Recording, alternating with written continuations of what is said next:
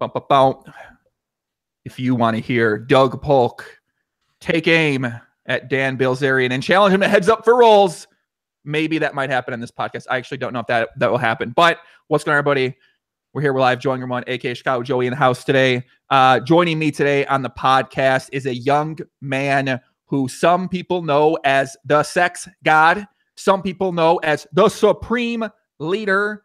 Some people know as debatably one of the best heads-up no home players in the world at some point in time. Some people know him as YouTube personality. Some people know him as the king of cryptocurrency. I don't actually know if that's a nickname, but I'm going to call him right now. Some people know him as the man with the best work ethic, focus, and a bunch of other shit combined to make up the future president of the United States of America, Douglas K. Polk. Welcome, Doug, to the podcast. We missed you, buddy. What's going on? How you feel to be back? It's nice to join the pod with just such a low bar. You know, like I don't feel like I have to fill big shoes coming in here, right? Like there's one, maybe two nicknames, like maybe three. Yeah, it feels good to be back, man. Yeah, it's I think the people out there, well, to be fair, I think people are excited to have. I was gonna have you back on, but then I got one guy who's like, "You need to have on new guests, bro." I was like, go back through the list. Most of the people I've had are new guests I've had this entire year. So if I want to have my guy Doug Polk back on the podcast, I need to have Doug back on. I got to see what he's up to, man. There's been a lot of things happening lately, Doug. You've been getting blocked by popular poker personalities, and me too, of course. I've been getting blocked by a variety of people on Twitter, which I think is kind of unfair. I think that, you know, I'm pretty well mannered on Twitter. I'm not really one to take shots at people, and kind of uncalled for, but you know, it is what it is. I've been getting blocked across the board by a few different people. You've also been having a Twitter war, and I didn't believe this was happening until you told me at your house today. You had a Twitter war with Dan Bilzerian about cryptocurrency. Now, I got to say, I had the under on 2018 being the year that you and Dan Bilzerian feud over cryptocurrency, and then if Dan Bilzerian has a bigger bankroll than you or whatever, I don't know what the fuck he kind of said on there, but I didn't think this was actually going to happen in 2018, but then this happened too. So we're going to talk more about that and kind of go from there. And you've also, what else? I mean, I guess what else you been doing, Doug? What else you been out? I feel like you've been doing a million things. You kind of cut back on crypto content because cryptocurrency price took a little, you know, and it makes sense. It's okay. Started traveling a little bit out there. Went to Hawaii, got yourself a nice tan, spent some quality time with the fam. What's been all about yourself, kid? Yeah, so I would say that my goals for this year have shifted a little bit from what my goals have been traditionally. You know, I think like from mid 2016 to really the start of this year, I put a real focus on putting as much content out as possible, trying to build my businesses, do all of that type of stuff. And while it's rewarding and it's always cool to see growth and to try and achieve things, I found a little bit this year for the first time in a while, I sort of feel a little burnt out. And I think, you know, it's tough because what I love to do more than anything is to work at what I love. And, you know, building my brand, building my businesses, you know, that's what I love to do. That's like how I love to spend my time. But you kind of also have to try and find some degree of moderation. And I think maybe that's something that historically I've not done a good job of. I've tended to really try and go all in when I wanted to try and do things. Like, you know, last year, at least in the American TV poker scene, I played a ton of poker, did a lot of videos, did some streams, all that kind of stuff. And I guess like I'm trying to just try and find a little more moderation this year, do a little bit less content, focus a little more on some of the business side stuff and some of the finance and investing type stuff. And, you know, obviously, of course, also doing some cryptocurrency related content. So I think at points I feel spread a little thin, and rather than try to make too ambitious of goals for myself, I think I'm going to try and spend a little more time figuring out my strategies and trying to execute on more of a quality over quantity type approach.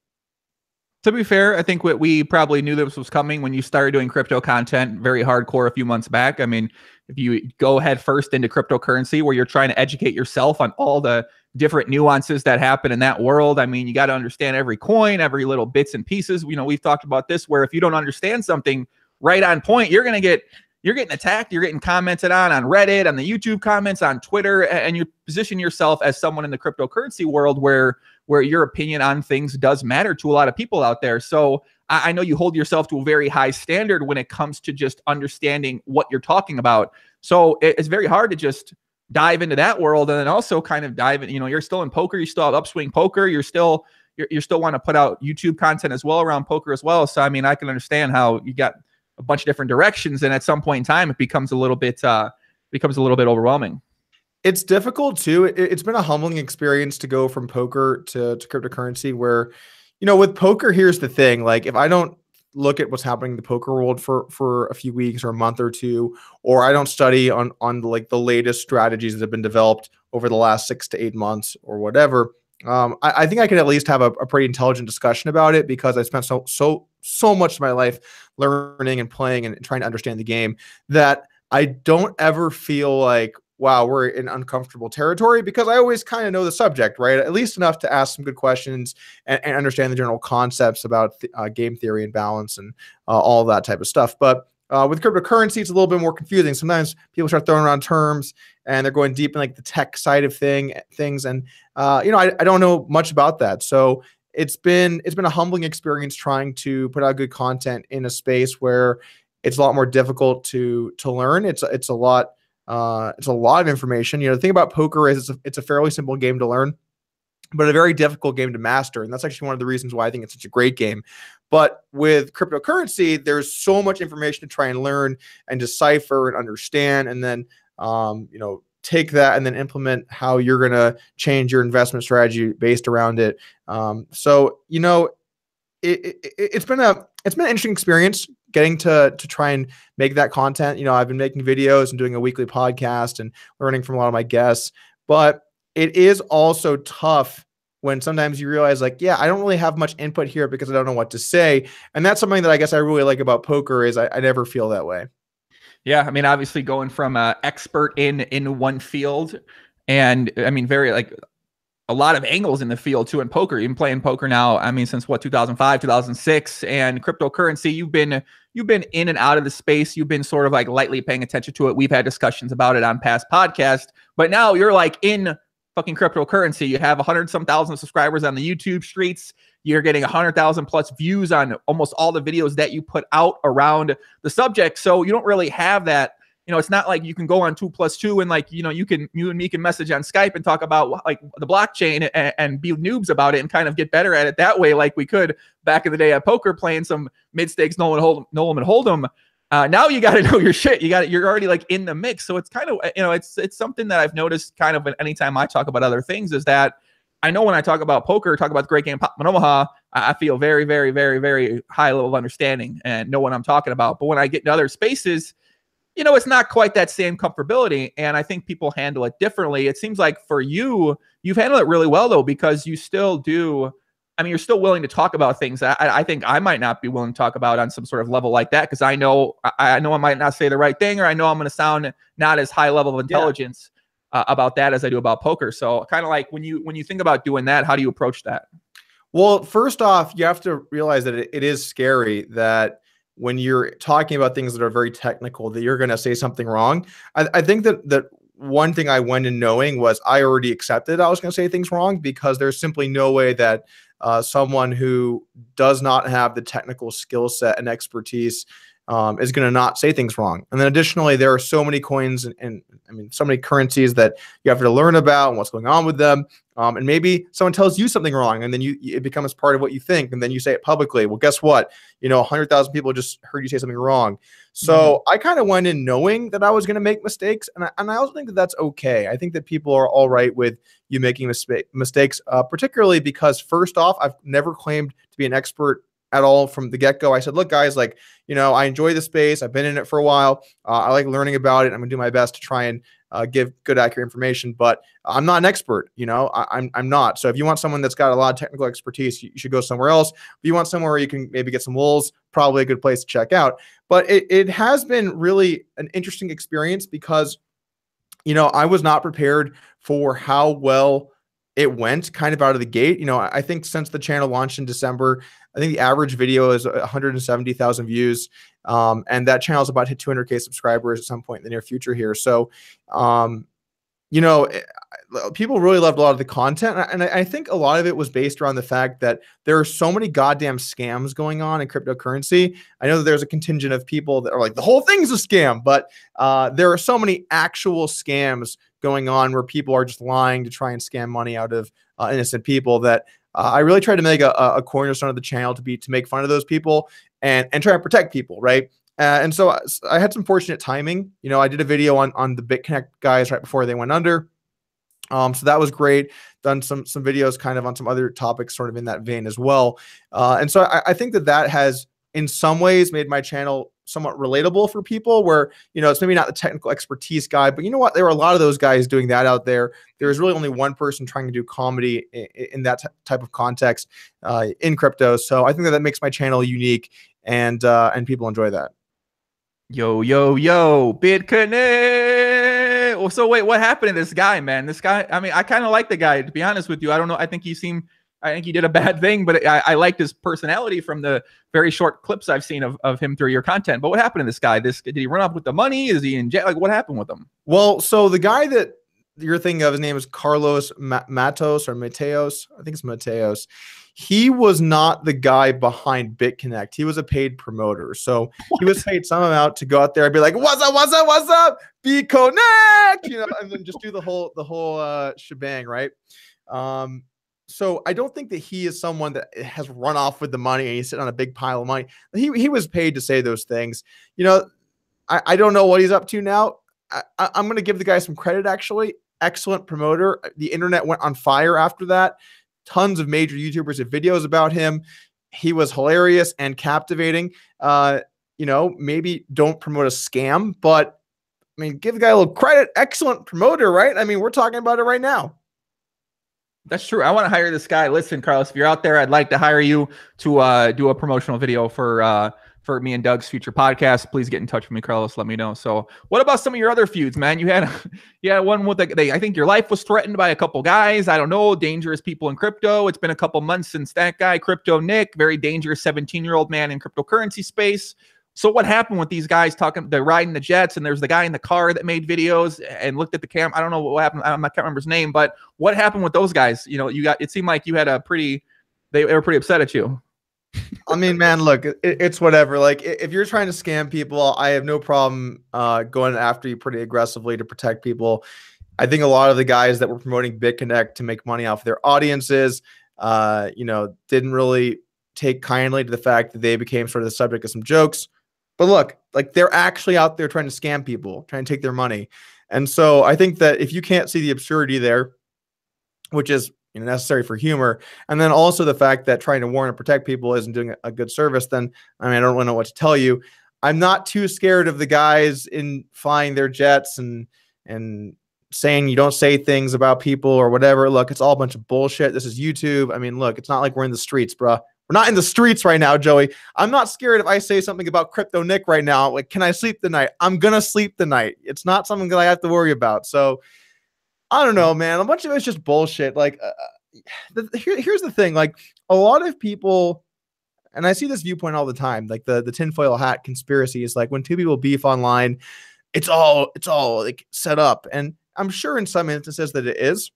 I don't really look at it like that. I view it like, well, I mean, at least for me personally, I've never had like a manufactured beef to try and, like, you know, cause drama. They've all been, I'm going to say, real with like air quotes, because is it really that real if like you and some guy argue on the internet, or like he insults you, insult him back? Like, who cares, right? And maybe that's why, like, I think a lot of people haven't liked some of my positions I've taken in general, or the fact that I've been willing to be outspoken about more rake or about scammers or about whatever, because, like, to me, it's, you know, it's okay to not like people. It's okay to have your own opinion. It's okay to argue with people. I don't think that that's necessarily something that's, you know, bad. I think it's actually good in some ways to cause growth and think about things and try and understand better what's happening.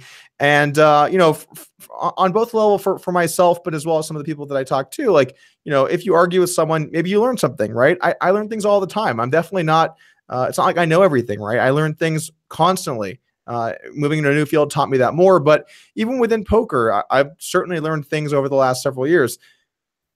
And I think that it's healthy to have arguments from time to time. Now, you might not think that it's okay to make fun of people in that scenario. Like, you know, I agree, disagree. Personally, like, if you can't laugh at, you know, jokes on the internet, what can you laugh at?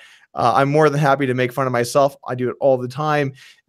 Because look, like I'm a happy guy. I like to joke around. If I have a good idea for a joke, I'm going to probably put it in a video because I want to be able to share that creativity with the world. And it's also kind of weird, Joey, because I think about poker. We're sort of changing subjects a little bit here, but whatever. I think about poker, and to become good at poker, you have to be very analytical and very logical, and you have to follow a certain protocol for how you make decisions and all of this. But I feel like I've also always been a creative person. When I was a kid, I really loved music. I played a lot of different instruments. I feel like I am creative in some regards. And one thing that's really been enjoyable, at least for me, about doing YouTube and all kinds of videos and all that kind of stuff is that I've had an opportunity when I have a creative idea, I can do it. Like I can make a video and make a joke about whatever and actually get an audience to watch that. And that's probably the most rewarding thing to me, I think, is when I get to kind of have a good idea, create it, have people see it. And you know what, here's the thing, like sometimes I think a lot of content creators, they're scared that they're going to put that idea out there. People are going to be like, this sucks. Mm-hmm. And guess what? Sometimes it does. Sometimes people are going to be like, yeah, I really don't see this Coach Doug thing. This was real whack. I don't know why you did that or whatever. Like sometimes ideas will bomb like that. That's going to happen. That just the way that it is. But at the same time, getting to kind of channel that creativity into something fun that can maybe make someone smile or laugh or whatever. I think that's important. And that's something that I enjoy. That was so deep. You ruined you. I had such the perfect segue lined up here, Doug. I had it in my head. This was this is like one of those times where you already planned to go all in on the river, no matter what the river card comes. River card comes the worst card, and you're like, fuck, I'm gonna shovel anyway.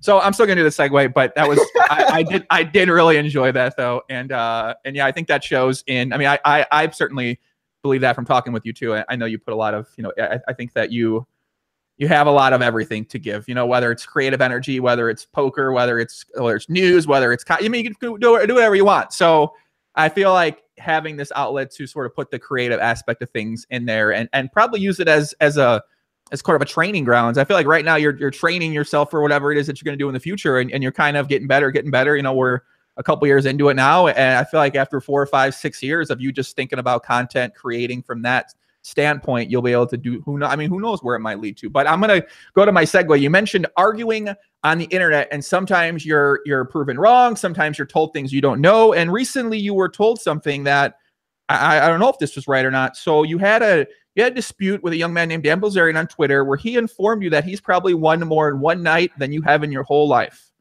So do you believe that argument you had with Dan Bilzerian led to something that you previously were unaware of between you and Dan Bilzerian?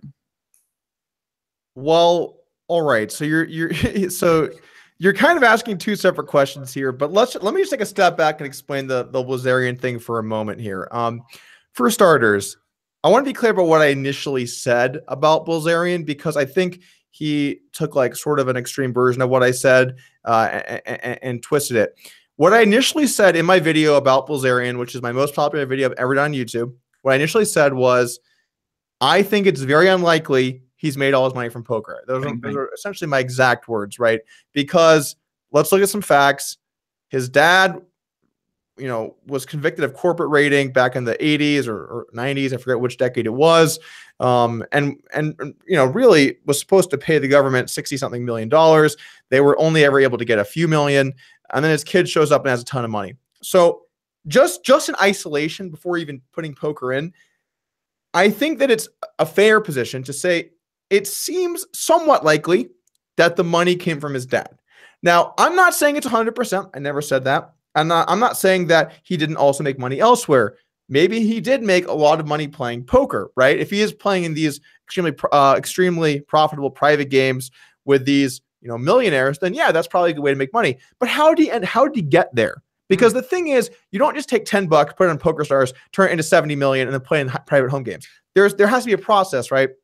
He had to build these connections. He had to build this bankroll and all of these different things. He said on Joe Rogan podcast he built it through poker, I think in Arizona.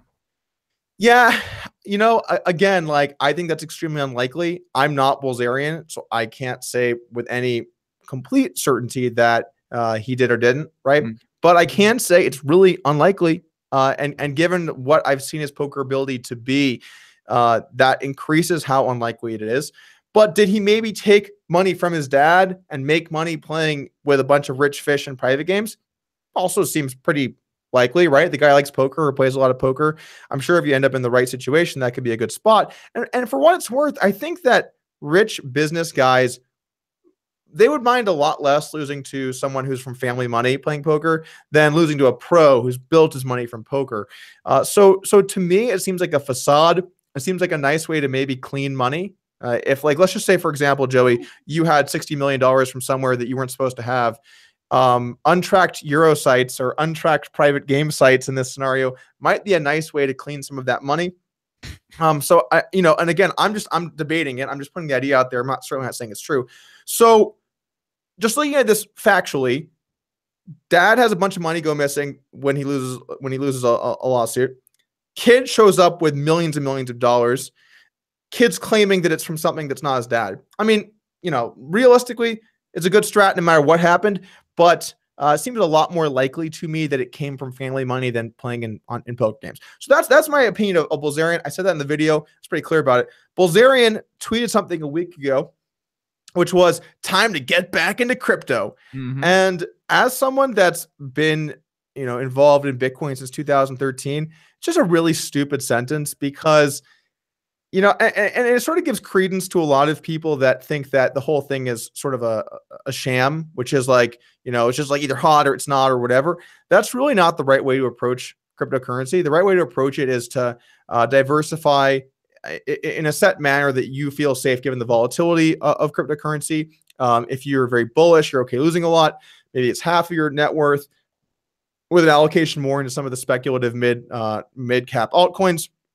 If you're really conservative, maybe it's 5% of your net worth and it's all Bitcoin, whatever. I mean, like you figure it out. And then if the market plummets, it might be a good time to buy. During prolonged periods of bull runs, might be a good time to sell. But the point remains, like, completely removing yourself from the cryptocurrency markets in general isn't a smart play unless specifically you have very good knowledge about what's going to happen to the general marketplace.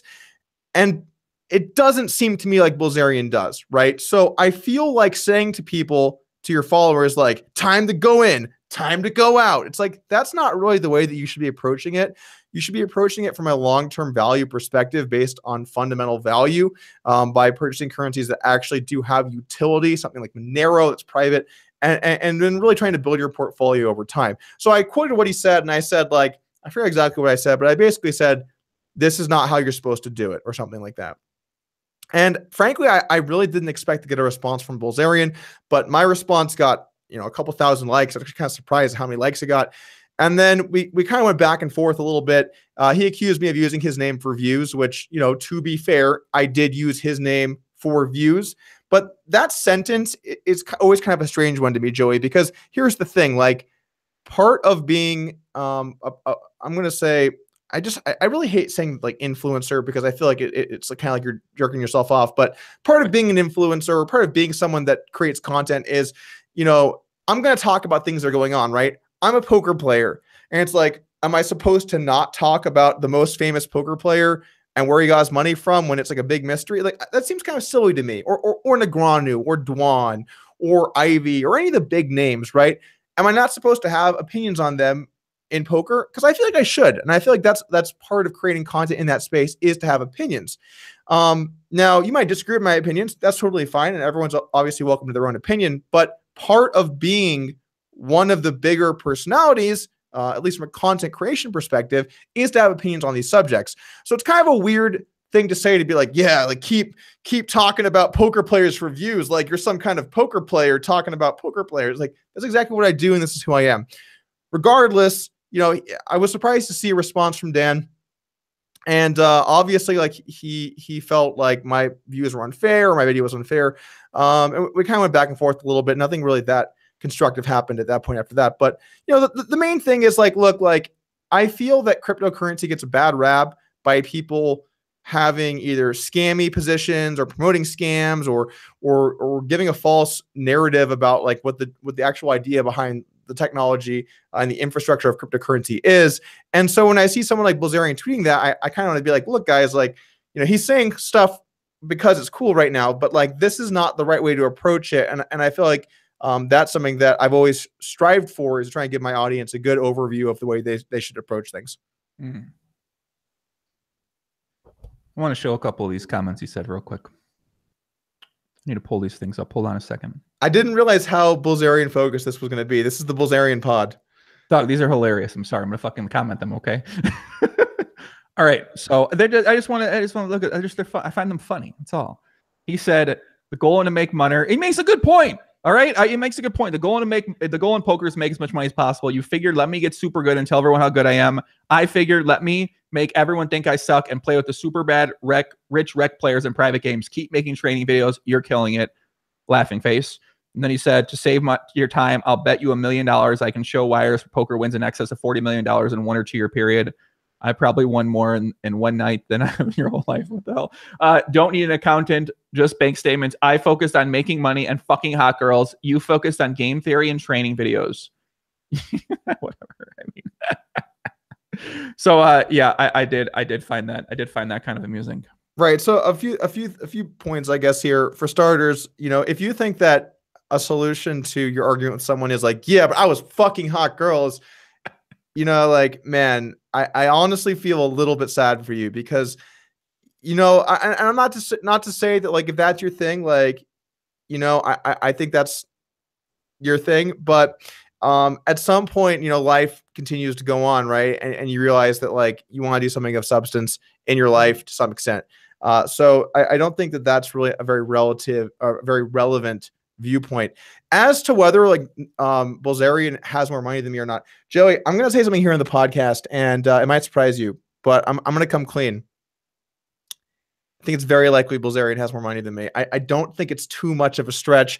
I'm gonna just chalk it up. Like, I'm gonna wash my hands here. Almost certainly, I'm gonna say certainly Bilzerian has more money than me, and I'm totally okay with that too. Because guess what? How much money you have is not a prerequisite for who is right, and that's something that I've always felt. Having gone from being someone who was very poor to where I am today. There are many, many, many people richer than me. I don't think that I'm rich in the sense that a lot of people view the word rich, but I am more successful now than I was before. And one thing that I really never liked at all when I was poor, or whether it's closer to today, was, oh yeah, well, I have more money than you. It's like, okay, so what? Like, why does that matter? Like, why does it matter that someone has more money than you? Doesn't mean anything. Sure, maybe it means that they either had a wealthy family, or maybe they had an idea that was good, or maybe they capitalized off something opportunistic. But the amount of money you make or have is not reflective of your character, and it's not reflective of how you should conduct yourself or the validity of someone's viewpoints. And that's maybe one thing. I actually tweeted about this a couple weeks ago. And this is a big problem with cryptocurrency. I think it's like, people say, like, well, cryptocurrency is a scam. That's like one extreme viewpoint. And every coin is amazing. Like, look at my shitty altcoin. It's amazing. And it's kind of weird when you're in the middle, because the people that say that their crazy scam coin is great will be like, oh yeah, well, look at all this money I made. And then you can't say that argument to the people that aren't involved in Bitcoin, because, like, oh yeah, you're hating, like, I made all this money. It's like, you're just like the other side, right? So you have to try and create good viewpoints that aren't just based around the amount of money that you've made, because it's an easy cop-out answer, because we are results oriented. We like to go with the results, right? We care about who won game 7, not who lost but played better. We want the results, who won. And I just don't think that someone having more money than you is a very valid counter argument to your general points. Now, has Bilzerian made more money in one night of poker than I've made playing poker in my life? I mean, I don't know. I have made low 8 figures playing poker in my life. Has Bilzerian made more than that? Probably. I'm going to say probably. I don't really know, like, how much Bilzerian's made, once again. But even if that is the case, it doesn't matter, because I worked hard to be where I am today, and I'm proud of that. And I'm also better than Bilzerian is at poker. So I fail to see sort of the relevance. And if he thinks that, like, fucking hot girls and having a lot of money is the criteria for success, and if one person should be considered right or wrong, then sure, I guess he's right. But to me, I don't think that's the way that it works. Amen.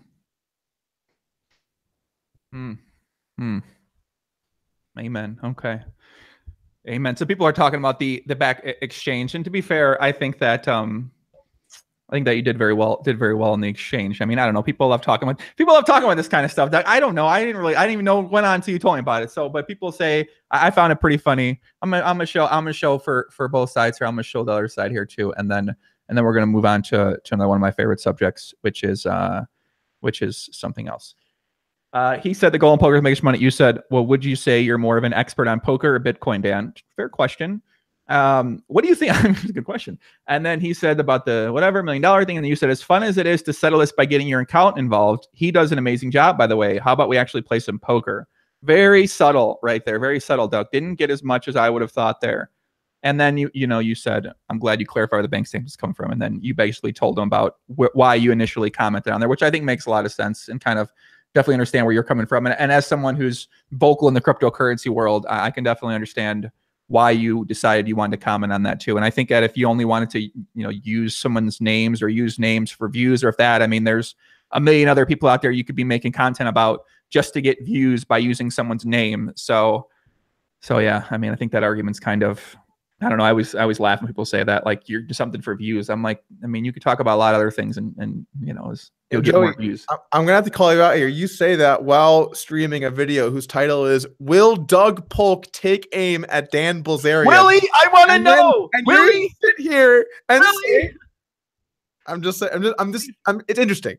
To be fair, I was influenced by my young friend Thomas, aka Seriously Serious, aka the man who helps the magic happen over at Doug Polk YouTube channels. And I said, Thomas, what do you think I could do differently with my current strategy on different things? He said, well, instead of naming the video just the guest name something at the video that you talked about in the video. I said, perfect. I got the perfect one for Doug tomorrow then. And then I changed it to this early this morning. So that's kind of how it is. Let's move on, Doug. How much are you paying attention to what's been happening in poker lately, Doug? Party Poker, Doug. They're on the scene. They streamed a game the other day. It was 1K, 2K, 4K, sometimes 8K straddle. Pop them in Omaha, the great game during their Party Poker Millions live stream. They're trying to take over, Doug. Have you been following along with the Party Poker renaissance, what I don't know what you call it, the comeback that they're having? I've been dipping my toes in. Every now and then I'll stop by, see what's going on, check 2+2, check High 6DB, check a few different sites out, see what's going on. I wouldn't say I've had my finger on the pulse, so to speak, but I've been checking things out, man. Seems like they're doing some good stuff, trying to promote the game. I have to say though, whenever I see Leon in the mix, I feel a little torn, Joey. I feel a little torn on how, as a community, we should feel about someone that's kind of taken those actions. And I also sort of feel that, and maybe you can correct me if I'm wrong, but I feel that this might be one of those situations where, because someone is so successful or has so much value they can offer to other people, that maybe people are not looking at some of the negative things that they've done here, when perhaps that could be something that we take a look at. Because to me, call me old school, but when you loan someone money, they owe you the money, right? Maybe, again, I'm old school. I don't know, these kids these days, maybe it's not like that anymore. But, and so I just don't see how, if you loan someone $3 million and then they don't pay you $3 million, how, as a community, we should be accepting of that. And maybe I'm just being classic Creighton drama about things that don't matter. Maybe if it's $3 million, they're all rich. Who cares if you get $1 million? Like, I don't know, but to me it does matter. And I don't really appreciate that type of behavior, and also, sort of encouraging that behavior by continuing to allow its acceptance. So if they made an agreement on $1 million, an agreement was made between the two players, and then, obviously what happened after that with the lawsuit and that sort of thing. But now we have those guys still playing together, shorthanded, still loaning each other money, and they seem to be past the situation. They doesn't seem to really care about what happened with the situation. They're still been playing together a bunch. So do you think that people should view that and say, well, I mean, if they're fine with it, like, maybe that's something that happens with them often, or maybe there's things that we don't know about that are taking place behind the scenes with these guys when they play? The reason that I think this exists is because the people that perceive themselves to have an edge are willing to put up with total bullshit in order to continue to make money. And I don't play like that. I'm not into that. I'm not into trying to make sure that I make more money off of people. People can say a lot of stuff about me, about the way that I've run my YouTube career, the way that I've put myself out there. But one thing that I have never done is try to use connections to make money off people and grind edge off of people and use that to make money off of fish. And, maybe that's fine. Maybe it's cool to do that stuff, pretend like you're best friends with everybody so that you can make money off of them. So they'll stake you so that you can play high stakes private games with them. You know what? If that's your thing, go for it. That's not my thing. I'm my own man. I want to build my own shit. I'm not going to lie to people. I'm not going to suck up to people. And if that makes me less money, so fucking be it. It's who I want to be. And I see stuff like this. And look, I'm not speaking for Matt, but I'm just kind of looking at the way this goes down. My understanding here is you're Matt Kirk, and you see a situation like I could play super high stakes PLO against people that are maybe not the strongest players. Do I take that spot even though this guy's totally fucked me over? Maybe he does, right? Maybe he does want to take that spot. Maybe they've sold privately. But to me, if you owe someone $3 million from loans and then you're going to claim you were drunk, total bullshit. Total bullshit. I have lost a lot of money drinking. Some of you guys probably seen this happen on stream. I didn't ask for a rebate afterwards, right? It's part of being a man is you accept it. And if you don't want to make that mistake, don't drink or don't play while you drink or don't play stakes that are too important to you while you drink, right? Play something a little more modest if you're going to drink. Regardless, it's part of being an adult. And I don't have a lot of sympathy for the people that I guess lose in that scenario. So what do you think the community, how do you think they should react to that situation? Because obviously Leon's had the World Series of Poker main event, World Series of Poker Europe over in at his casino, King's Casino. He's hosted some events for Party Poker. He has the high stakes room here, the King's room at the Rio during the World Series. And so what do you think the poker world, how should they react or what should they say? Or I guess, yeah. What do you think about that? I'll tell you straight up, Joey. I'll tell you straight up. Uh-oh. Leon pays a lot of people to help promote Kings. Right? They're repping the patches at events and all of this stuff. And so I've asked several of them about the situation because there's not just one situation, Joey. There's two, right? There's the Matt Kirk in Vegas one. And then there's the, was it Elton song or whatever one that happened in Europe. I asked some of those guys and they're like, oh, well, and they give like all of these kinds of excuses to me that are not legitimate. Like, Matt took advantage of how drunk he was, which to some extent, probably true, at least might be true. The last $1 million of the $3 million seems very unlikely to be true because it was a straight flip. Joey, they straight flipped for $1 million. Why could that not have been streamed, right? Why was that not online? Make poker great again. Let's get $1 million wasted PLO flips on stream. I mean, frankly, who would you guys smash the thumbs up button if you want to see $1 million PLO flip on stream? I don't know. I think that they might like to see that. But anyway, regardless. To be fair, Matt did lose $4 million this weekend and they played like 16K, 32K heads up or something like that. To be fair, like it did, Leon and Matt did, kind of almost went down. Just some reasonable stakes.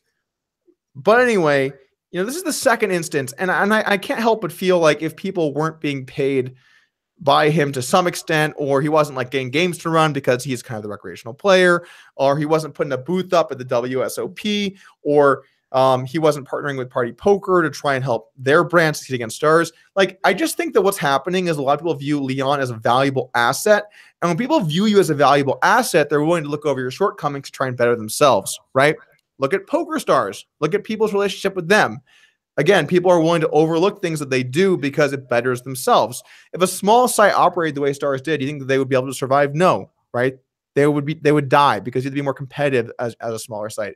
But because they are stars and because they're signing the checks, they own a bunch of other companies, they own Poker News, all this stuff, people will look past it and be like, whatever, they're paying us, we'll keep doing it, when maybe they shouldn't be. And so I guess like that's, and you could say, Doug, that happens in all kinds of industries, and you would be right, but it doesn't make it okay. And to me, I think that people should be a little more, have a little more scorn for someone that acts in that manner. So how common do you think this isn't in these very high stakes games where there's $1 million swings in it, to where players will, well, let's say one of the players who may be losing a lot of money in the games on a continuous basis tries to make a deal with the people that he loses money to? How often do you think that happens? Or have you heard anything about that happening in other situations? I've not played in many higher stakes private games for a variety of reasons. I basically refuse not play at a casino because I think that there's a lot of issues with people playing in private games. All kinds of stuff goes down. I mean, just to name a few: absurdly high rake. I guess that's a positive. The game getting rated. People not paying. The game being rigged. People colluding. All kinds of stuff goes down. So I've never really even. I won't play at a private game. I just won't. I don't do it for higher stakes. And then a lot of the private games at casinos, I'm not invited for whatever reason, but I've not been invited or able to get a seat, right? So I'm not really able to play in a lot of these games anyway. But from my limited understanding, this happens all the time. People will forgive fish and let them do things that are unethical because they're like, I'm making money. And that relationship is just so fucked up to me. Like, okay, this guy is doing something wrong, but I'm making money off of him. Like I wouldn't want to live like that. I wouldn't want to be like, oh, I'll let him scam me a little bit because I'm making money off him on this side. Like, I don't know. Like, I just don't think that that's a very ethical way to act. And yeah, look, I get it that people want to cater to the recreational players. I think you can do that to a point. I think that you can certainly do some things to make the game more enjoyable for them, not ostracize them the way that they get ostracized. But at the same time, there's got to be there's got to be a line. And when you're doing unethical stuff, something has to be said, because otherwise, like, look, this is supposed to be the gentleman's game, right? Well, maybe PLO is, but it's supposed to be the gentleman's game. Poker, honor amongst thieves. And if you don't have honor, you're just a bunch of thieves.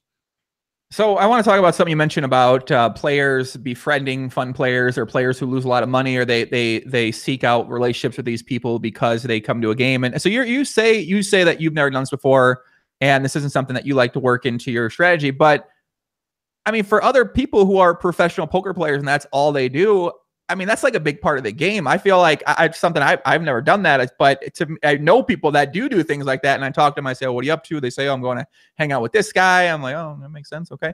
And, I get why they're hanging out, but at the same time, I'm sure there is other value they get from hanging out with those people. And you make it sound like such a malicious thing, whereas I know that's a pretty commonplace thing for different people that play live poker in America to do. And I don't know, I feel like I can understand why some people choose to do that. And it might not just be for complete sort of nefarious reasons why they hang out with someone or why they talk to someone, but at the same time, if you enjoy someone and then you also enjoy playing poker with them because they're losing in the game, and you make your living, you support your family, and that's how you're living your life right now. I mean, I don't know. I feel like I shouldn't be super harsh against those people and act like they're doing some sort of really, really bad thing. No, shout out to Jeff Gross. But here's the thing. I'm actually going to split these into two different. What did you just say? What? I'm going to split these into two different things, right? I'm splitting these into two different things.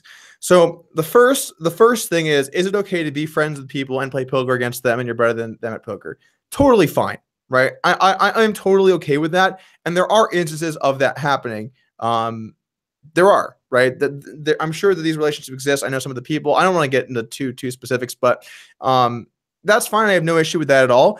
I would argue that the percentage of people that are doing that in a non-malicious way is small, but exists, right? There are people that have that relationship. But that's separate from the they need money to survive argument. So we got to kind of separate those two things. You know, Joey, I hate giving the story because people are like, God damn, I hate this story. Like, started at the bottom. Yeah. But like, I've been broke before, right? I've been not well off even like 6 or 7 years ago. So I know what it's like to need to win. And I know what it's like to have to pay things. And if you don't win at poker, you don't know what you're going to do. I've been there. Okay. And when that happened, I worked my way out myself. I ran my own show. I didn't have to suck up to anyone. I didn't have to do any of this bullshit. I did it myself. And so maybe that makes me a little less compassionate for the people that are like, well, how am I going to be making a few $100K a year if I'm not taking advantage of people in these spots? You know what? Fuck that. Be your own man, run your own show, work hard, create value, beat the other competing businesses and what you're doing, and be someone. Don't just try and leech off of people because it's easier. Guess what? Yeah, it's easier. It's easier to pretend to be friends with people so you can take edge where you get it. Be your own man. That's my personal opinion. I wonder if you played live poker a lot, if you'd have a different sort of view on this, because I think when you look at online poker, you know, it was easier to be your own man. I mean, it was possible to be your own man at online poker. We can argue now. I think it still is, but it's, you know, we'll get into that next in terms of the poker dream, what that means. Whereas, I mean, when you're playing live poker, I think some people view it. This is how they're a self-made man. This is what they built this game. They built these home games of this rotating group of 20 players. They built this private game atmosphere, this public game, casino game atmosphere, 5, 10, 10, 20 down in South Florida. And a lot of that, you know, a lot of building the game requires you to network, talk to people, befriend people, get them to come to the game. So I feel like they're going to view that in one way as, oh, they are doing that. It's just the paths are different. And I don't know. I feel like that's an interesting kind of topic. I'm curious what other people think about that out there because yeah, I can kind of see it. You know, I definitely see where you're coming from too, but I see where other guys are coming from too. You know, it's not, I don't think it's always that way for people. Well, so I mean, I agree with you. I don't think it's always that way for people. And also, like, if you're going to be specifically a live poker player, and I've never liked live poker that much compared to online. I've always preferred online. But if you're going to play a lot of live poker at high stakes, that's a skill set you have to develop. I understand that. That's one of the reasons why I never got really into it.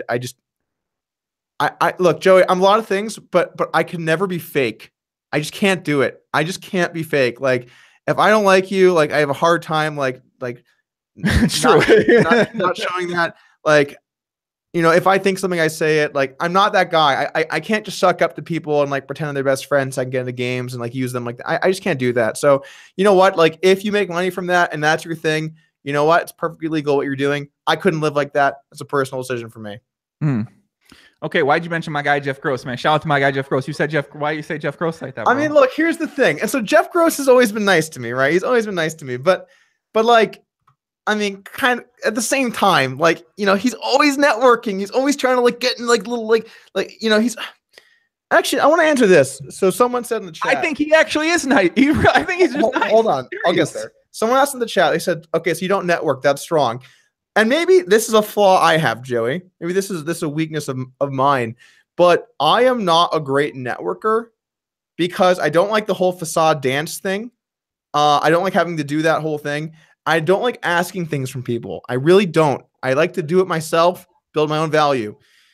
So like, I guess the whole, like, you scratch my back, I'll scratch, or whatever the saying is, like the thing about two people helping each other.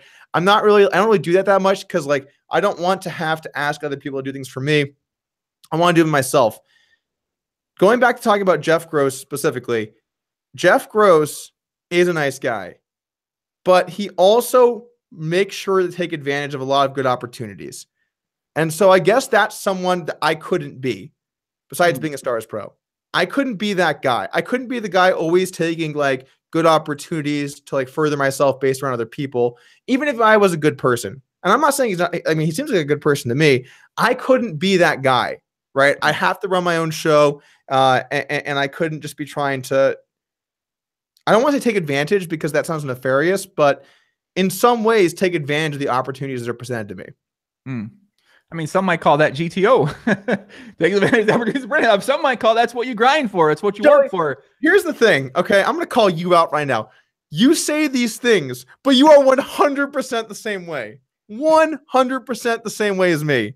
Right. You're trying to argue the other side, but you might even more than anyone else be go at your own, run your own show. Like you are the exact person I'm talking about. What I do, you do it to even more. You're even more of an extreme than me. True. But I'm not looking down on other people that choose to do it the other way. I mean, in some ways, I wish I had a little more of that in me. I just don't. That's just me. But I get people that do that, and that's how they make it. That's how they succeed. I'm not like, you don't look down on people using others around them to succeed. Well, I mean, I think we look at it differently because you mentioned Jeff Gross specifically. I feel like what Jeff does a great thing, man. He works hard. He puts in a lot of work. Let's put Jeff Gross to the side a little bit because I feel like you're trying to be everyone's best friend again. No, I actually like Jeff, man. He gave me a nice shirt. I like Jeff. Jeff's a nice guy. Okay, Jeff is a nice guy. He invited me to a PLO game where then he got me drunk and then I lost a bunch of money in the game. Oh, no, I'm kidding. I'm just kidding. Jeff has always been a really nice guy to me, for the record.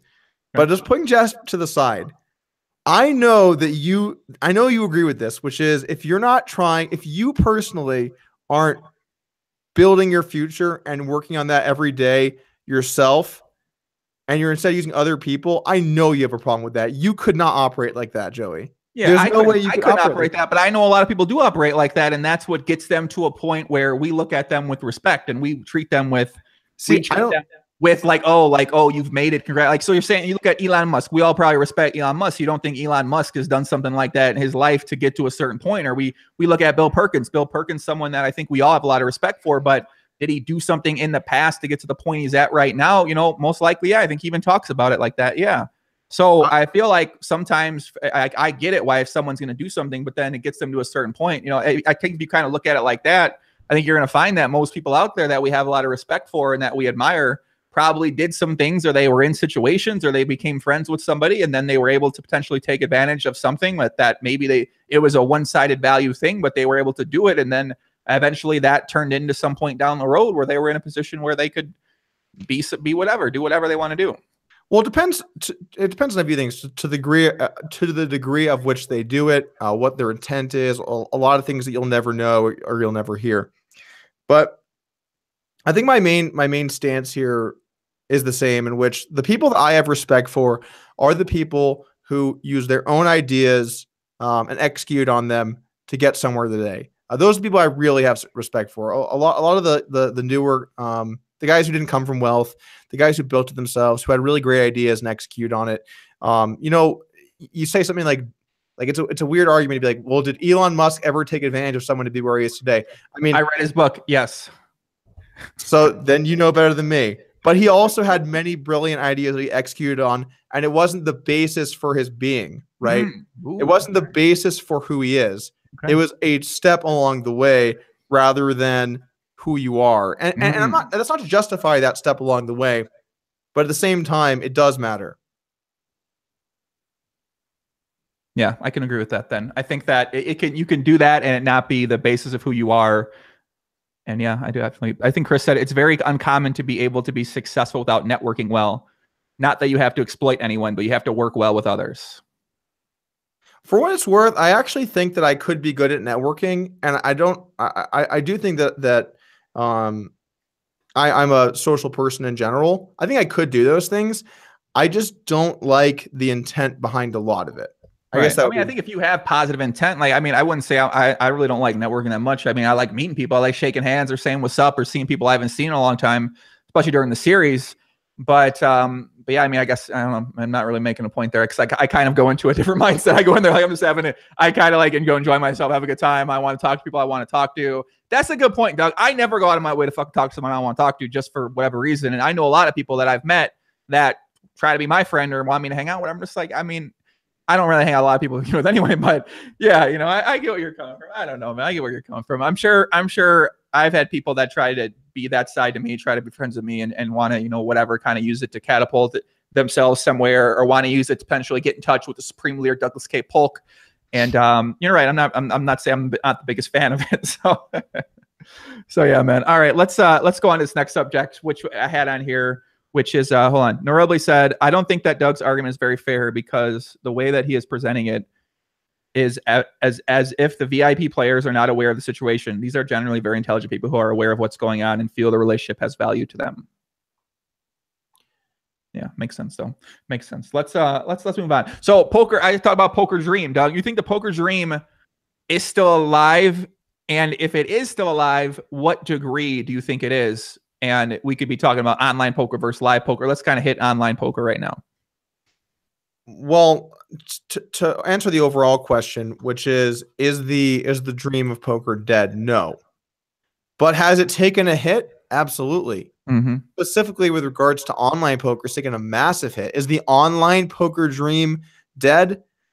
To some extent, certainly within cash games, it is. You're not going to just come out of nowhere and become the best cash game player, unless your name is Linus Love, I guess. But it's just not going to happen the way that it used to.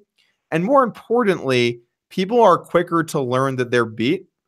Back in the day, man, when people would battle heads up, there were bloodbaths where one guy just did not realize that he was worse, right? He was clearly worse. And people would lose 10, 15, 20, 30 buy-ins. Now people look at your stats, they study you a bunch, they realize that you're good, and then they're going to avoid you or they're going to be particular when they do play you. That's with heads up. Same thing in Six Max. Look, there's all the best players. They might have small, subtle things they disagree on, but they all also realize that there are certain ranges of frequencies that are acceptable, right? Your 3-bet frequency, and I'm just going to put numbers out here, has to be like 11-ish%. Maybe it's 12. Maybe it's 10. Maybe it's 13. But if someone came in and it was 7, you'd be like, this guy is not going to be a good top-tier player. And if it was 19, you'd be like, this guy is not going to be a good top-tier player, right? Simple example. But nowadays, people are more advanced to where they know in all the different spots, what's his RFI by position? What's his general sizing strategy? What's his frequency in terms of how often he uses different sizes? Does he use overbets a lot? Does all these kinds of things, like how is he protecting his ranges in various spots? So it's easier to see now more than ever when someone is at I would say at the pinnacle of the game than it was before, based on software and based on understandings that we have as a community. So in cash games, if like, let's just say for a moment, you turned out to be the most amazing cash game player online that the world's ever seen, it would not take long for everyone to realize that you're up there and then not want to play with you unless it's a very advantageous spot, right? So I think that the days of like getting millions of hands and just crushing people before they realize what's going on, those days are gone. So if you want to call that the dream in its entirety, then yes, that is dead. But there are also still many ways you can make money. I think online poker tournaments are still quite soft. I think we're still very far away from truly understanding solutions to those, particularly given the aspect of ICM and how that shifts gameplay. I also think that as you have more entrants and regs can account for less of the tables, makes them softer. So I definitely think that even online, you could still certainly come from very small stakes to the nosebleeds, at least for what online tournaments are for nosebleeds, relatively easily. It's not making your life easier. The rate keeps going up in those games, which is why I keep trying to fight for that, like tooth and nail, no matter what, even though I know I'm beating a dead horse. It's still something that I think needs to be said. So, online tournaments, I think still there's room there. I think online cash, kind of the place it's sort of become now, is a good way to hone your skills, to improve your game, to play against strong people, to get a sample and look at your stats. I think it's a really good way to improve. But to me, if you were going to, like, let's just say that you're someone out there right now who's playing small stakes and you're trying to get to the top, or you're trying to have a successful career, this would be my advice to you. I would say start with small stakes tournaments, focus on tournaments, play a little bit of even smaller stakes cash on the side to learn and improve. Watch the good players, see how they play hands, try and take that and put it into your game. Obviously, I'm going to recommend Upswing Poker, but let's just say you don't have money for that. Let's just say you don't have money for training. Play small stakes tournaments, build from there, start throwing in some live tournaments, start throwing in some live cash, continue to train playing online cash, and start to build that way. Ultimately, your focus is going to be on those high value live tournaments, things like the WSOP main, things like some of the EPT mains. Think of like the mid-tier-ish buy-ins, mid to high tier buy-ins with lots of entrants and a lot of high value. That dream is still alive. However, you're going to have to be lucky to capitalize on that value given the nature of tournaments, but you absolutely still can build from very little to a lot. You have to be smarter than you were back in the day, and you have to pick game types that you're actually going to win. Mm-hmm. Yeah, I think that the dream of being Tom Dwan or being one of these guys who's at the high stakes nosebleed games or 200, 400 or 1 or 200, whatever, I think those days are, that might not, I don't think that's really the dream that a lot of people, they probably might have that, but I feel like the dream of becoming a professional poker player online still alive, maybe making 100K, making 75K. Now, when it comes to making multiple hundreds of thousands of dollars, maybe sometime in the road, maybe if you get good at site selecting, but kind of before you could play one site or play a couple sites if you play it heads up, and then you'd be able to potentially do really well. And now it's like you have to shop around sites. You got to battle against the rake. You got to battle against the fucking non-existent security on something like ACR or some of these Chinese sites out there. There's just a lot more to overcome, but I do still think it's possible to make a living off poker, become a professional poker player, live a lifestyle where you're making your own hours and you're your own boss playing online poker. But when it comes to that idea of making millions of dollars at poker now, I don't know. I don't think that dream is very real for a large majority of people who are going to put in the effort to get there. And you can see the way that you answered that, the shift, which is the dream alive? Well, maybe not the dream that used to be, which was I'm going to start at the smallest stakes and work my way to the nosebleeds. That dream, the dream that I always had, the dream that you always had, the dream that all of the guys who've been around for more than, let's just say, 6 or 7 years had, but rather a new dream. Can I be my own boss? Can I live from playing poker? Can I make a good wage here? Can this be my lifestyle? That dream is 100% live, but the problem is that shouldn't be the dream. The dream should be to be one of the elite players who work their way up to high stakes. That's something that I think that maybe from a marketing perspective, or maybe even like a company-wide perspective, someone like PokerStars has sort of forgotten. People got into poker because they wanted to be the next high-stakes guy and live well and really succeed. They didn't do it because they wanted to make $50K a year, 24 tabling, 10 cents, 25 cents. Whoa. Sorry. I thought I was going to sneeze, so I muted my mic, and then here we are. Thank you. But yeah, that dream has changed. The dream has changed. And it makes me sad, Joey. It makes me sad. Why can't we promote the dream? Why can't we, allow more people to find their way towards the top? Why can't we embrace that? Why do we have to do stuff like constantly raising the rake on them, pulling S&E out from under them, telling them how like pros are bad for everything? Like, no, man. Like, if it wasn't for pros existing, I wouldn't be here today. I wouldn't have played the poker that I played. You could argue that I took a lot of the economy. Well, guess what? I also paid God knows how much in rake. How much money do you think poker sites have made from me playing on them? A lot. I've paid tons of rake. I played millions and millions of hands. But regardless, a lot of the weaker players who will ultimately fail, if there's no dream, they don't play. I think the focus needs to be a little more on poker, in poker's longevity, and less in, oh my God, chess? There's a chest. Is there a chest? Where's the next chest? Is there a spin and go right? How about some spin and goes? Like, give me some spin and goes. Joey, I need some fucking spin and goes right now. Oh my God, is it a chest? $10 in the chest? Is there a chest? Oh yeah. Okay. Poker should not be about that. It should be about playing a strategy game. God damn it. Oh, give me the fucking chest. So yeah, I don't, maybe it shouldn't be that. I completely agree with you. But I mean, yeah, so I mean, that's obviously the direction PokerStars says. Now, that's not what they want poker to be about. They want poker to be about giving PokerStars money or giving Amaya Stars money, giving whatever you want to call them. I can't really call them PokerStars. I don't think they're PokerStars. So they're trying to change what the poker dream is. The poker dream now is win a spin and go or hit a chest for 35 cents or I don't know, win the Sunday Million still.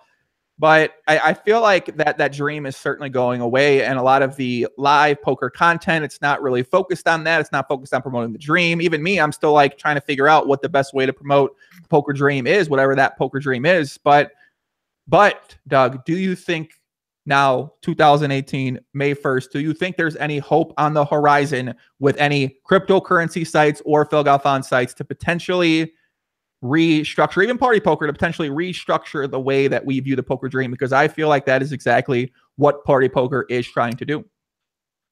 Well, there are a bunch of different players all trying to step on the fact that, look, everyone realizes that there's blood in the water with how Stars has behaved over the last, let's just say, 3 years. Everyone realizes that.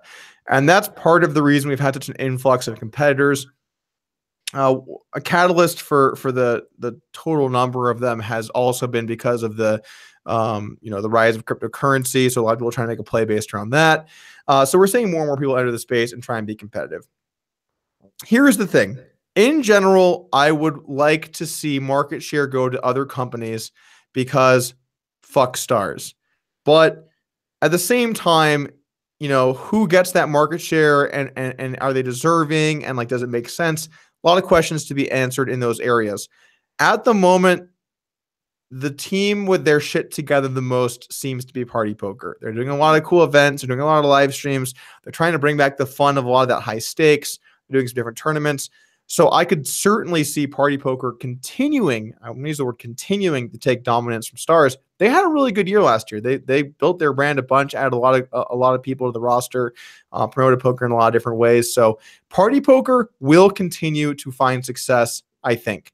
Some of the other guys, it's really hard to tell. As far as the cryptocurrency things go, look, man, like, I still live on planet Earth, and I think that those ideas are bad, which is weird. I know it would be really nice and fitting for me to love cryptocurrency-based poker. I could promote it. I could get paid by whatever. I could maybe do it.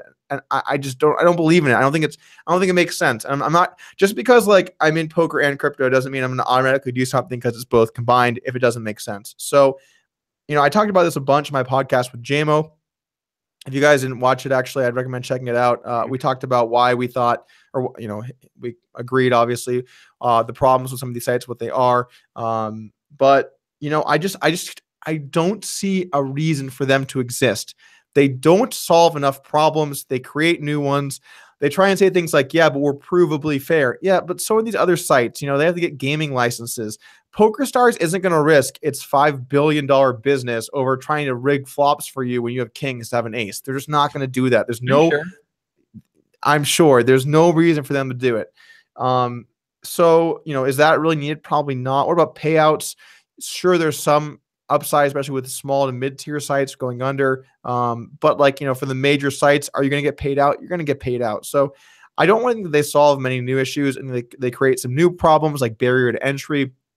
Look, honestly, this is some advice. If someone wanted to make a crypto poker site, have it be based around Bitcoin, and you're good to go.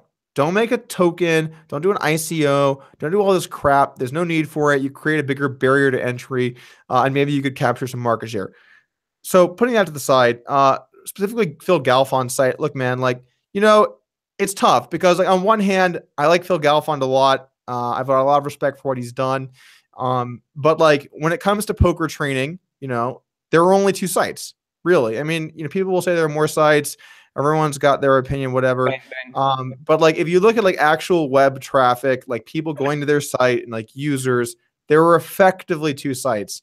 So I feel a little bit like, even though I like Phil a lot, like, I mean, he's my only real competitor in the space. So I can't really, you know, promote that. Or there was a post in the Upswing forums that was like, please, Doug, please join with Phil. I know you guys are competing, but please help run it once poker. Yeah, why can't there be a partnership? Why can't you guys a merger happen? Why can't we bring the forces together? I mean, they're our only competitor. Like, I have a business, he has a business, you know, it is what it is. And realistically, in terms of traffic, there were only 2 training sites. So I don't know, like, do I hope he succeeds is a tough question, because like on one hand, his site makes by far the most sense. So like on an ideological level, I hope he succeeds. But like, if that then means that his trading site crushes and like now they have way more people than us and we get blown out of the water, no, I don't. What are you talking about? You're not going to get blown out. What are you talking about? I'm just saying, Joey. What are you talking about? Well, listen, I'm saying in theory. I'm saying blown out of the water. What are you talking about? You have one of the best marketing people in the entire world working hard behind the scenes, making everyone on fucking Facebook and Instagram know about Upswing Poker. What are you talking about? Joey, training sites are much smaller than poker sites. And if you have a big poker site, you absolutely have the clout to make it happen. I'm just saying this is how it is. So regardless, I mean, like, it's not really something in the cards for us to work together at this point, I don't think. Yeah, I mean, I think that's my stance. Speaking of Upswing Poker, what's up with Upswing Poker right now, man? I know you got a couple of new things in the works. You got a couple of potential new courses out there. You've obviously released the 6 Max course recently, which, from everything I've heard, very great feedback about that course. You're also shopping around for a new Potluck Omaha coach to help out with the Potluck Omaha content and the Potluck Omaha team. How is that search going for PLO? All right, so we released a 6 Max course by Educa Poker in February. I'm happy with the way it came out. I think there was a lot of great information. A lot of people learned a lot of good stuff from it. We're currently, you know, I don't want to get too into the plans as far as what we're exactly doing, but we're definitely looking to expand the team with some new people. If you are interested in, what email should I have this on do? If you're interested in potentially working for us, I'll tweet something later on Twitter. You can find it and apply if you're interested in being a coach. But, you know, here's the thing, like, it's getting a little harder to find, I'm trying to think of the way I want to word this. A really important aspect to poker training at Upswing is getting really talented people. That's just like not something that I'm willing to sacrifice on. And so because of that, at times it can be difficult to find people to make content because we're not going to pummel you with 2 videos every day from like people that maybe shouldn't be making videos. We're about value, and we're about bringing in talent. And so we're still in the process of trying to find some more pieces to kind of fit all of the positions that we have available. But, you know, I will say that we've got something exciting coming up in a few months. I wish I could say more. I really can't at the moment until things are a little farther down the road. But I'm excited for one course we got coming up. And yeah, man, I don't know. Like, as far as like what we're doing, we're probably going to have another Upswing party this summer at the Wynn, most likely. Probably going to have another Upswing. What are you talking about? I've never seen a better collection of men as I did last year at the Upswing party. Yeah, what are you talking about? Why are you hating, bro? Why are you drinking that haterade? Why? I said there's a lot of good men there. That's true. You didn't say that. You said there's a lot of men. There was a lot of. Look, Joey, I'm sorry, man. Look, hey, I hate to break you promised them hundreds of women. There was you promised them hundreds of women. You promised them. You did a video promising straight up hundreds of women. If you're trying to get, you made me look bad. Thank you, Doc. If you're trying to get your dick wet, I do not recommend the Upswing Poker whoa! Party. I don't recommend it. You can find. Whoa! I'm a married man, bro. I'm a married man. Now, last summer, was I trying to get out of line? No, of course I wasn't. What are you talking about? Are you kidding me? Hey, listen, if anyone actually he makes a good point. He makes a good point. I was getting a lot of line there. Hey, you know, a lot of drinks were had. I had the Nolan Hold'em hat on, Doug. There were only 3 girls there, to be fair. You know what I'm saying? Shout out to those 3 girls. But there won't be another Upswing party. Is that what you're telling me? I'm devastated. No, you just went on like a tirade about men at the poker party, and then tried to say I didn't say I didn't like. I didn't say I didn't enjoy being around the men. I enjoyed it. It was fun. I liked those guys. Were fun. It was a great time. I want to say a quote. I think someone quoted it here in the chat. I've never seen a better collection of men in my life. That's a Joe Ingram quote about the Upswing party. There was a lot of great men there. They were nice men. I'm not deaf. They were Upswing Poker subscribers. They were great. They were the greatest men I've ever fucking met in my life. Okay, or what are you talking about? All right, calm down. All right, so we are planning on having another party. I love the men. I'm not saying I want to marry the men. I loved the men. I loved hanging out with them. They were nice people. Whatever, bro. So I'm not saying. Okay, so we're still planning the party. We're gonna do something this summer. We'll have a meetup. I think the venue was. I'm not even going to use the word debatably. I'm going to say the venue was too large last year. Yeah. We rented out, by the way, if you guys didn't cover this was actually pretty goddamn epic. We rented out Surrender or Encore Beach Club. And then like all of the TVs just had like the Upswing Poker logo. And we had like a pre-party to Surrender for 3 hours before the club opened. And like, I was looking around and I'm like, this might have been overkill. It might have been overkill. So I actually thought about this. In retrospect, there's an app that you can use that'll let you could select who you want to come to the party. I think what we should have done was what the Playboy DFS, the DFS parties did was they bust in 200 women on a bus and then it filled up the venue. Bro, stop. It's not about the women. It's about the members of the community, and they're all men. Exactly. Are you kidding me? I met those guys. They need women. I talked to them all. I was going around. I met them all. All right. They needed some women there. I'm just telling you, they did. They needed an advantage. They needed a leg up. They needed an edge. These are great men. These great men deserve great women. It's the Upswing Poker Party, not whatever you're fantasizing about right now. There's no need to hire 200 women and bust them in so that some guy who plays 2-5 at his local casino can get some titties in his face. That's not what the Upswing Party is all about. It's aesthetics, bro. What are you? It's aesthetics. You're at Surrender. You want them to blend in. We'll have a little after party. Are you running, kid? My God.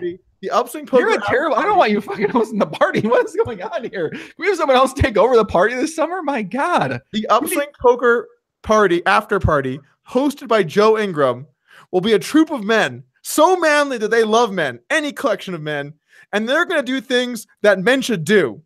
And you can head that. And I'll see you the next morning. You can let me know how it goes. You sound like a married guy. I'm not agreeing with you on this. I can't see your side here. You sound like a married man. So I'm gonna let you have the married man. I'm thinking about the people out there. I'm a married man too, so it's not for me, Doug. All right, I'm not going in for me. All right, it ain't for me. I'm not being selfish here. I'm being very unselfish. I'm starting to think you don't understand what the point of the Upswing Poker Party is. I'm starting to think you don't understand. What was the point of the Upswing Poker Party? Actually, what was it? It's to celebrate our community.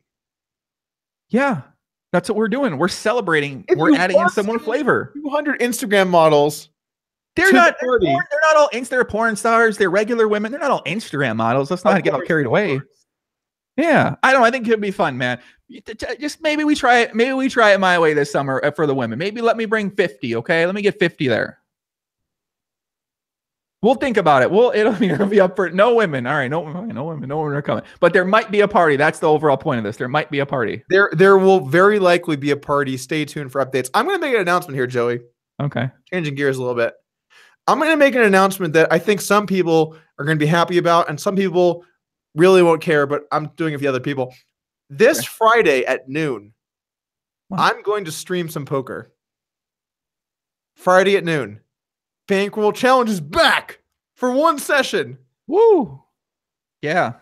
I'll see you guys there. I'm in. Little 5 cent, 10 cent, no one hold them. I'm in. Your favorite. What are you gonna be? Wait, you're Friday. Wait a sec. This is a big announcement. Friday, the Bankroll Challenge is back. You are gonna try to prove that haters wrong. The haters say micro stake, small stake is unbeatable. The haters say Doug can't win at poker anymore. The haters say that if Doug can't win it at the micro stakes, small stakes, how can I ever win? You're gonna try to prove them wrong. Get back in the horse. In one session. That's right. I'm gonna do all of those things. And I'll tell you what, guys.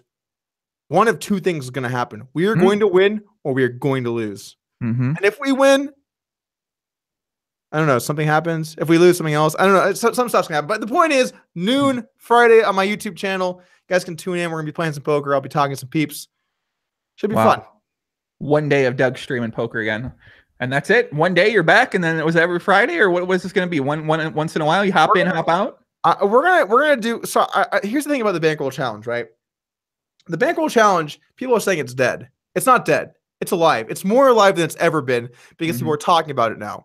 They don't talk about it when it's going. They talk about it when it's hibernating. And you know why it's hibernating, Joey? Because it's going to eventually wake fucking up. And when it wakes up, boom, we're there for one session every 6 months. I'll see you guys back in October. Point remains, the Bankroll Challenge is alive as it's ever been. In fact, it's more alive. The Bankroll is $950. $950. Started with $100. What? Doug can't beat micro stakes. Guess what, bitch? 10x. Boom. Only took me 3 years. What up? Your boys in the mix. Back in October. I'll see you guys Friday at noon. Peace. Wait a sec. Have you really only made $800 in 3 years from this? I don't know how many years it's been. I prefer to think of it in who's buy-ins, coaching Joey. on Upswing? Wait, who are the who makes you said you only go for high quality players. If you can't beat the 5 cent, 10 cent, why should I listen to you and I'm playing Nolan Hold'em in the lab?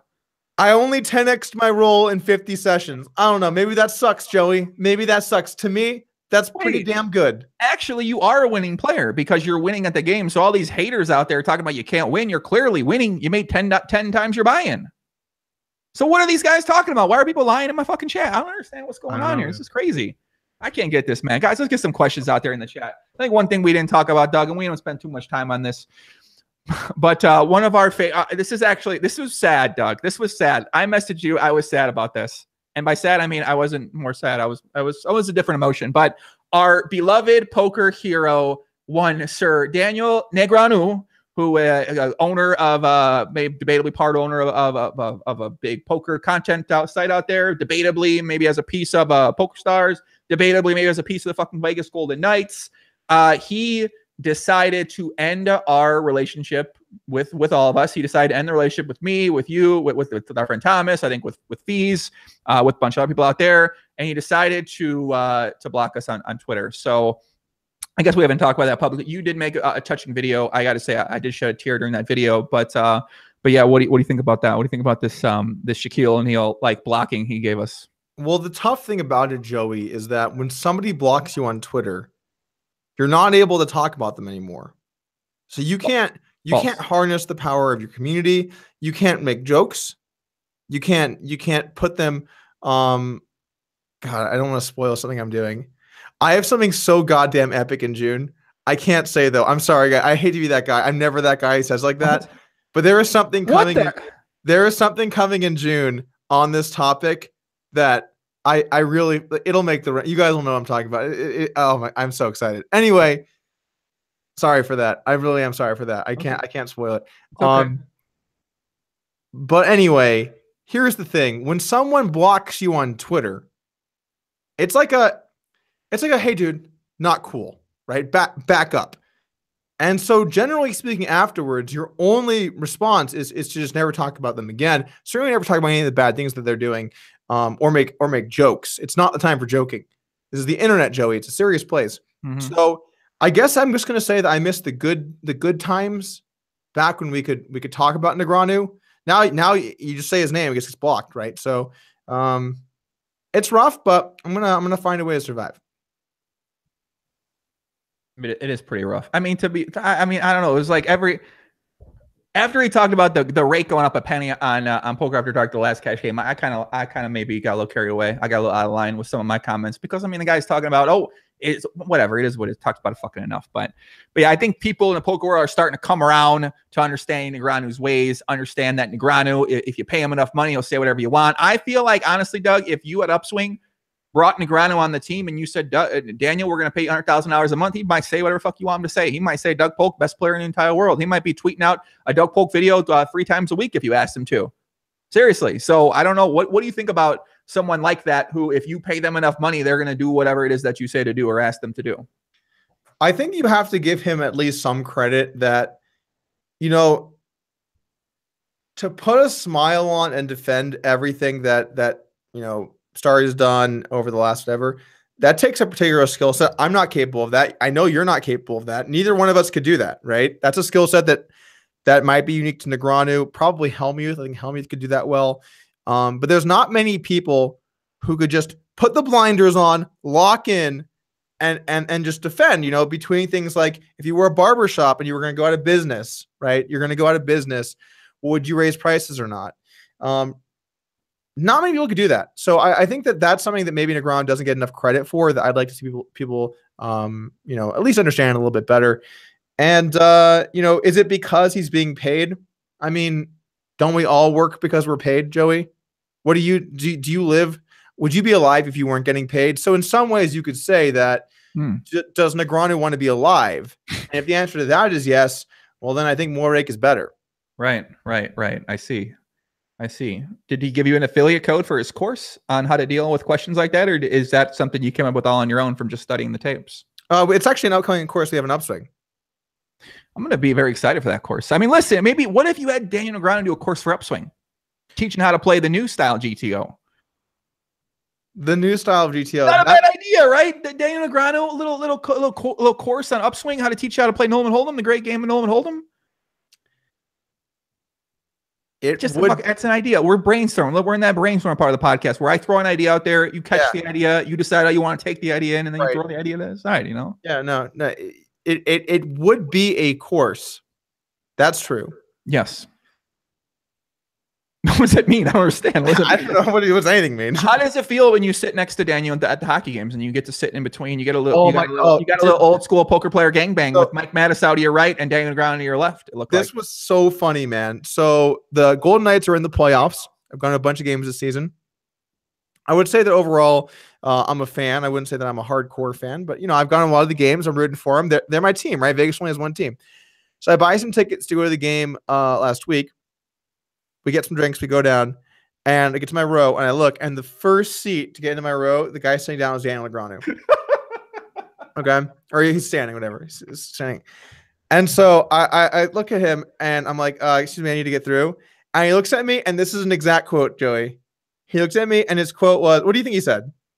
I don't know. More I don't know. Fuck you. What did he say? I don't know what to say. Like, that was surprisingly something. He looked at me, and like any true alpha male, he said, "Ew, gross."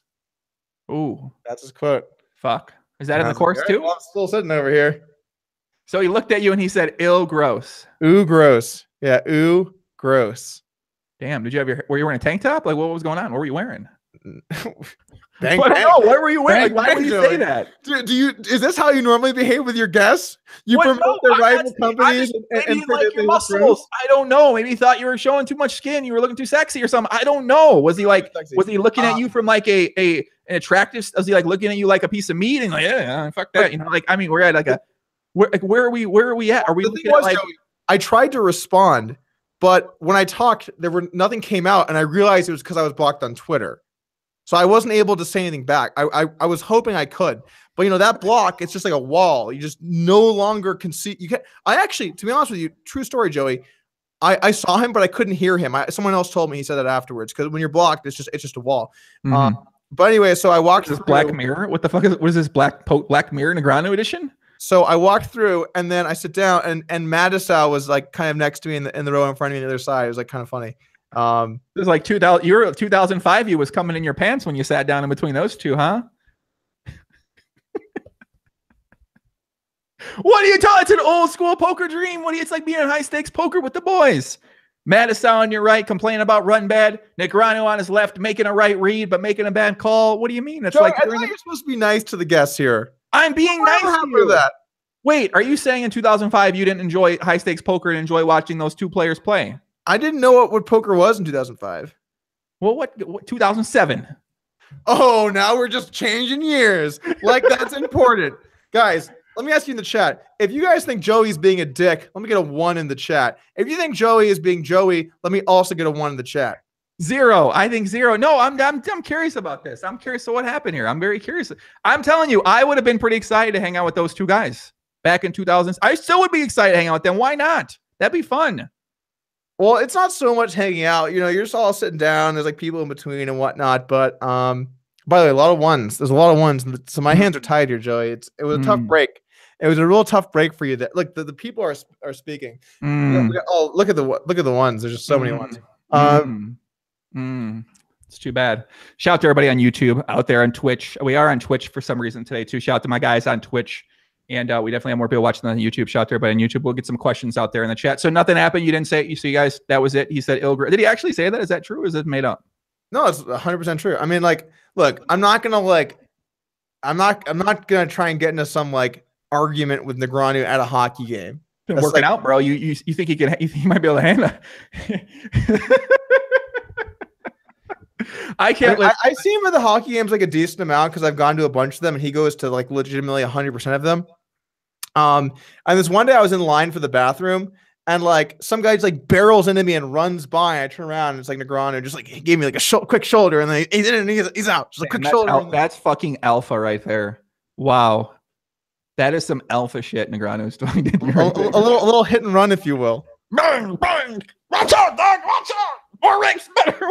I don't know what. Yeah, actually, I heard him say that, and as he went in the distance, and this is true. I heard "You'll never get me Lucky Charms," and then it was it. He was just gone. What?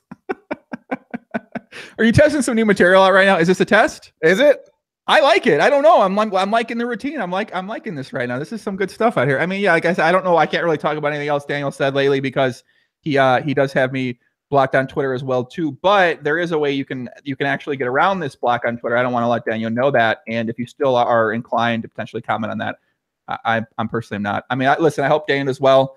I hope that he has a great summer with his video blogs, Doug. I hope that he puts out some great content, inspires people to play. I hope that he keeps up that same energy about raising the rake for World Series poker events. I hope he keeps up that same energy about raising the rake for cash games at the Rio and at the Aria. I hope he keeps up that same energy about raising the rake for all the events that he's playing in and everything that he's going to be participating in, where he is trying to make money from these events too. I don't think we're going to see that same sort of energy being brought towards these same subjects that he is so passionately defending when it comes to Poker Stars. I'm still confused on why he does not have that same energy. I'm still confused on why he does not, why when they call out the 25K PCA thing next year, he talks about how it has no rake in there. I'm confused why that matters. I'm confused why that's a good thing for players. I'm confused why they would give away so many Poker Stars packages to this event to when they're recreational players, and they're going to put them in a fucking tournament with no rake, and they're going to be not protecting them against the exact same players that they have sworn to protect them on. And Grandler has talked about why these players need to be protected and why higher rake is better. I'm confused about all these things, Doug. I'm confused about these things. I really am. We actually tried to play a game just a few weeks ago, and we tried to get them to raise the rake, but they wouldn't. We 100%. We were at the Wynn Casino. I asked them if we could raise the rake. I've heard it's better. They told us to go fuck ourselves. So no, they didn't say that. I got a shout out to the Wynn. They were pretty nice there. But yeah. I'm just confused. Listen, I'm just confused. That's all. I'm just confused. Let's move on. Let's get a couple questions from the chat, guys. Doug, what do you got? What do you got planned here? You got the 300K, the super high roller bowl, $300,000 buy-in in the new Poker Go studios coming up here later this month. Obviously, there's going to be a lot of big names in the mix. You were lucky enough to be chosen as one of the players by Poker Go or by the Aria. Shout out to them for deciding that you were worthy enough to choose you as one of the 15 souls that would get selected after the lottery was taking place. What are you feeling going into this event? Are you feeling like you're on your A game? Are you excited to potentially debut a new shirt there on some primetime television? What's kind of your thoughts on this upcoming 300K? you just can't help yourself. You gotta throw a needle in, like no matter like if I wear the same what shirt was the often, needle? it's like, hey, is that gonna be the time about that new shirt that you've been talking that you've been? It's gonna be a new shirt. Tell me it's gonna be a new shirt. You have a new shirt, I right? thought you were. You I'm have a new hoping shirt. you're gonna throw out a new shirt. I mean, maybe you got like a new needle. You got a new needle shirt. You got thrown in there. I don't know what shirt you're gonna wear. Remember when you wore the Okay, so for more starters, Rake's better shirt next to Negreanu? it's always good to have that one in the back pocket. For starters, I'm just really glad I got one of the seats because like Me too. it would not have surprised me in the least if I got showered. It just wouldn't have surprised me. So I am glad I got one of the seats. I'm thankful for that. It's a no rake tournament. We'll avoid going down that popular joke chain. So yeah, I mean, it's going to be cool. I love playing that tournament because it is very prestigious. It's also very profitable. If you're, well, I mean, I've lost every year, but in theory, it's very profitable. It's a lot of people that you know, I think. So some people I'm definitely going to be excited to see or talk with. Generally speaking, pretty good table conversation. Shot clock tournament. Obviously, also you get some media coverage. I mean, it's a great tournament, man. It's one of my favorite ones to play every year. One of the only few tournaments I'm planning on playing this summer. And yeah, I'm excited to play in it. I think it's a great spot to whip out a new shirt for Upswing. I'm serious right now. You got great merch in Upswing. I see them things all around Vegas, dude. It's kind of crazy how much the Upswing merch is all around these cash game rooms, man. It's pretty wild. What do you think about that when you go around and you see people rocking the merch, rocking the beast everything, rocking the good rag, the bad rag, the average rag, rocking all these merchandise? That's pretty sick, man. It actually, so the first time it happened, I think it was not last time but the one before. Someone in an Upswing shirt came up and was like, "Doug, what's up, man?" And I was like, "Wow, like it is real now." You know what I'm saying? Like it's only, I know it's real because I can see that we're selling them, so I know people are buying them. But when someone comes up and says like, "What's up?" and they're in an Upswing shirt, I'm like, "Damn, like we've actually like this is actually like kind of a community, you know?" And for what it's worth, like I always try if I see someone in an Upswing shirt, like definitely try and like say what's up and talk for a few minutes, just because like that's someone that's part of the community. And I just want to like, you know, say thanks for supporting Upswing and me and everything that we're doing. But you know, it's a community that's grown a lot. We've grown a lot over the last couple of years. We launched the lab, you know, a little over 2 years ago, so it's not been like that long all in all. And yeah, I mean, like we've sold a lot of shirts. We've sold a lot of courses. Like I'm really happy about the success Upswing's had, and I'm thankful for the people that are a part of it. Amen. I love it. I still think you should give him a new shirt. At the someone suggested Negreanu the blackface Negreanu video that he did where you put that on a shirt. I mean, what about just a shirt that says it's never okay to wear blackface? I don't know. Maybe. I mean, you could. I mean, that seems a lot of line, but yeah, I don't know. Whatever, man. Let me get a couple questions from the chat here, guys. So you got Bankroll Challenge coming up on Friday. Super High Roller Bowl is on what is that? May 22nd. I made that up. I don't actually know. I love, by the way, that 1-2 punch of we got some 2 cent, 5 cent on Friday, and we have a $300,000 tournament coming up in 3 weeks. So, guys, if you like to see nice mid stakes action, I really don't know what to tell you. I can't help you out. But if you want to see some really ridiculously meaningless stakes, or like me play for a house, you know, we got both of those options. You got a couple options there. I got to say, you are pretty balanced when it comes to you know, kind of managing exactly what you play and what you give to the people and stuff like that. So it is some type of rake reference on the shirt. People are saying, I mean, I don't know, I feel like a rake. I feel like something that says this tournament is no rake. I think something like that could be a good shirt, or like, I only came here for the no rake. I think something that acknowledges the lack of rake in the tournament would be something positive for the community. That way we can acknowledge why rake's important. I'm putting this together, Joey. 3 straight years I've played this tournament. 3 straight years I've lost, culminating in $1.1 million lost. $1.1 million. Think about that. Sure. You know how much was paid in rake? No. $0. Wow. I'm starting to think maybe that's related. Can you show up late? I think if you show up, is this the one where you show up late, you got to pay rake, or is there no way to actually pay? Can you ask to pay rake? You can't pay, you could ask. You could actually ask to pay rake. I've not tried that yet. Damn. Yeah, I don't know. I mean, listen, you get on the phone with Poker Go, get on the phone with Sean over at Aria. Maybe they can help you. I don't know. I'm sure if you want to give them more money, they'd let you give more money. And yeah, I mean, that's I don't know. I got to really think about that. I kind of, I don't know. I don't have anything about that. People in the chat were asking about, there was a young man in the poker community yesterday. I don't have an update on the situation right now. There was a guy on Instagram posting on Instagram, 3Bet Panda, a guy I met a bunch of times before, very nice kid. I think he talked about, met you at the Winter a couple weeks ago. I think someone was mentioning that to me in the chat. There was something happened where he was playing in one of these new card rooms down in Texas, down in Austin. Him and a friend were leaving the card room, ended up a robbery attempt happened at the time. And then 3Bet Panda, I guess, was shot in the back.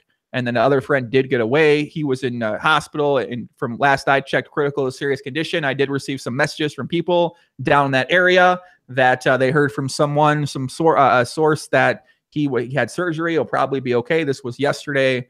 And yeah, I mean, kind of any thoughts on that? Have you got a chance to see that happen? I mean, when I saw that, it's just fucking crazy, because I know how those card rooms down there work, and you can have a security escort to your car, but it's not like a casino where it's, it's just like these open parking lots that are sort of on streets, and it's just different than being in a casino. So it's really unfortunate that something like that happens. You never really think that you're going to go to a card room and you're going to get fucking shot. You're going to get robbed leaving the card room. And yeah, man, it's just really, really, really unfortunate situation. Yeah, man, that's honestly that's just fucked up. Like, yeah.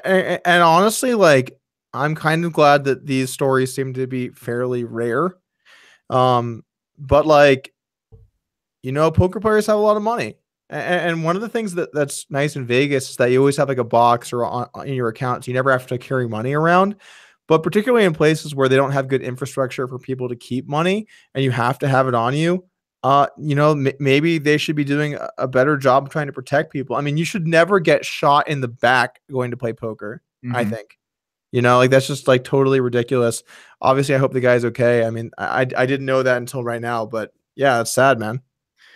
Yeah, man, it's just wild, because like I know sometimes playing down in San Diego, playing at like Palomar. Palomar was a place, I think it's closed down, but it was a place basically. I felt that same way. Like, you leave there late at night, there's a parking lot to the side. It's like in an okay area of town, but it wouldn't, I don't know, like it's just something like that. And even the casino, and I feel like if you're watching this, I'm going to put some on Instagram about this later, but yeah, if you're watching this, when you leave the card room, especially if you're someone who's showing money, you're flashing money around, you're posting pictures on Instagram or on Twitter about your chip stacks or about your cash, when you're leaving these places, you got to have your head on a swivel, looking around everywhere, taking in everything, especially late at night. You want to walk fast, you want to pay attention, you want to get to your car, have your keys out, get in your car, get the fuck out of there. All right. You don't want to fuck around. You don't want to be, it's just like in sets like that where there's no security and it's just a little bit shady like that. Even like Ocean's 11 down in Oceanside in California, I felt that way. I got to my car quick.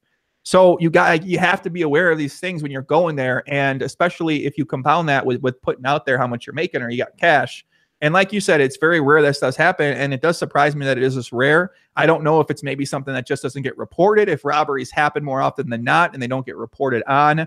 I certainly don't know anything else that's really happened like this in recent times. I'm sure it does. So I'm glad it is rare, but it also is a reminder to people out there that you do have to, you got to like be conscious of your environment and where you're at. And especially that late at night, you really got to pay attention to things. Yeah, I agree with all of that. I mean, look, like, I also think that one thing people do too much is to blame victims, right? And so, you can try and do a lot of things right, and still have bad things happen to you. Sometimes you just get unlucky. It's fucked up. I wish that it didn't happen, but you should also do your best to try and keep yourself safe. Like, one thing that I always do, I always try and valet anywhere I go. So my car's right up at the front, so I don't have to like walk through any shady parking lots. I try to never carry cash. I basically always just wire money into the casino. Don't have any cash on me. I basically just try and never hold on to anything that's that valuable on me. I think it's a better approach to trying to avoid these things. But yeah, I mean, like, it's one of the subjects where like you can do a lot of things to protect yourself. You can never be fully safe. Obviously, like, I mean, dude, like, we live in a city where 60 people got gunned down at a fucking festival. Like, that's still kind of surreal to me that it happened like in Vegas, and I don't mean that in the way like, guys, I almost died. Like, obviously I didn't. I wasn't anywhere near the strip. I wasn't in danger, like any of that stuff. It doesn't make me scared to be here in the future. I think a lot of that stuff gets to be over exaggerated, but like, I get my hair cut at Mandalay.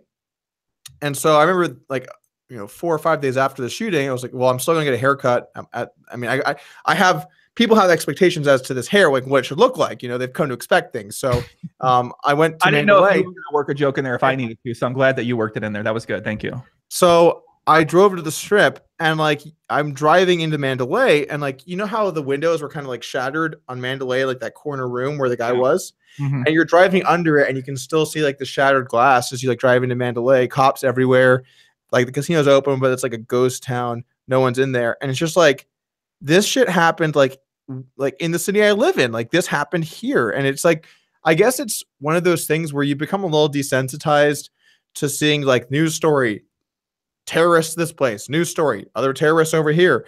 All of those kinds of stories. You become a little desensitized to it, and then when you actually see like this happened at a place here that I can see that I go to. I guess it just feels like a little more real that, these types of things can happen. Yeah, for sure. I felt the same way. Kind of, I was on the strip when that happened, and kind of just being on the balcony here, overlooking things and watching the cops' cars all flying down the freeway. I'm like, fuck, this is kind of, insane. And then you go down there after the fact, and you're looking around, and it does feel very surreal to sort of be around that. And I mean, yeah, it does feel like it's becoming more and more of a thing. There's obviously more gun control things, which you obviously talk about a lot on Twitter. The political Polk is in full effect when it comes to takes like that. And what's kind of the feedback when you start to get into different subjects like that aren't poker related but are more political related, or any of that genre of topics? What is the feedback you get from people out there? So one thing I've learned, Joey, particularly from moving from poker to crypto, but also from kind of having some takes on a more wide variety of subjects, is that there were always going to be people be like, stick to poker or stick to crypto or stick to whatever. And I think oftentimes what that means is like, I don't agree with you, so I'm going to try and belittle you by trying to pin you into a corner of you're only one type of person. And guess what? I'm going to do a bunch of shit in my life, Joey. I don't even know what that's just going to be. It could be, Lord knows what I'll be doing in 5 years, man. I don't know. I've been doing videos for 2 years. Feels like I've been doing them for forever. Not even 2 years. And so like, I don't know what I'm going to do, but I'll tell you what, it's going to be something I want to do. And it might not be something people like. It might not be something that a lot of people that follow me now want me to do or want me to talk about or want me to say. But that's what I got to do. You only live once. Do the things you want to do in life. And that's kind of how it is. As far as like politics goes, like, I try and keep it to a very moderate amount. I try to only say things when I really feel like it matters or something that's important to me. Like I'm fairly anti-gun. I say that owning a gun, I understand the hypocrisy some people might see there. I own a gun because it's legal. But like, we got some real problems with guns in this country. I mean, that's not something that's a debatable opinion. We have an absurd amount of gun deaths. We have an absurd amount of guns. I think we should do things to try and rectify that long term. I think that the short term, and this is something that no one really wants to say, but I think short term there's nothing that can be done really. There's nothing that can be done short term that fixes guns because we have so many guns. And that's part of the problem. A lot of other countries, they see an issue. They're like, oh, we'll just get rid of the guns. Like, well, it's easy to say that, but we have hundreds of millions of guns. So I don't think that there are short-term solutions. I do think that there are good long-term ones. I don't know, man. I know a lot of people dislike that conversation in general, so I don't have to go down that road. But I guess I just see so many people die. I just feel like, can we please try to do something long-term to fix some of this stuff? That's my personal opinion. I could definitely see Doug running for campaign at some point in time. By the way, we got my man Tonka in the chat. Team Never Lucky in the chat. What's up, Tonka? What happened in Big Poppy? What's going on, man? Hope things are going well with you, my young friend. I see you out there getting a little bit back on the content and the streaming grind. So I'm very happy to see that, my friend. I'm hoping that things are going well. How has Tonka been in Upswing? What's Tonka doing with Upswing right now, man? Is he doing some stuff right now with the lab and with that kind of thing?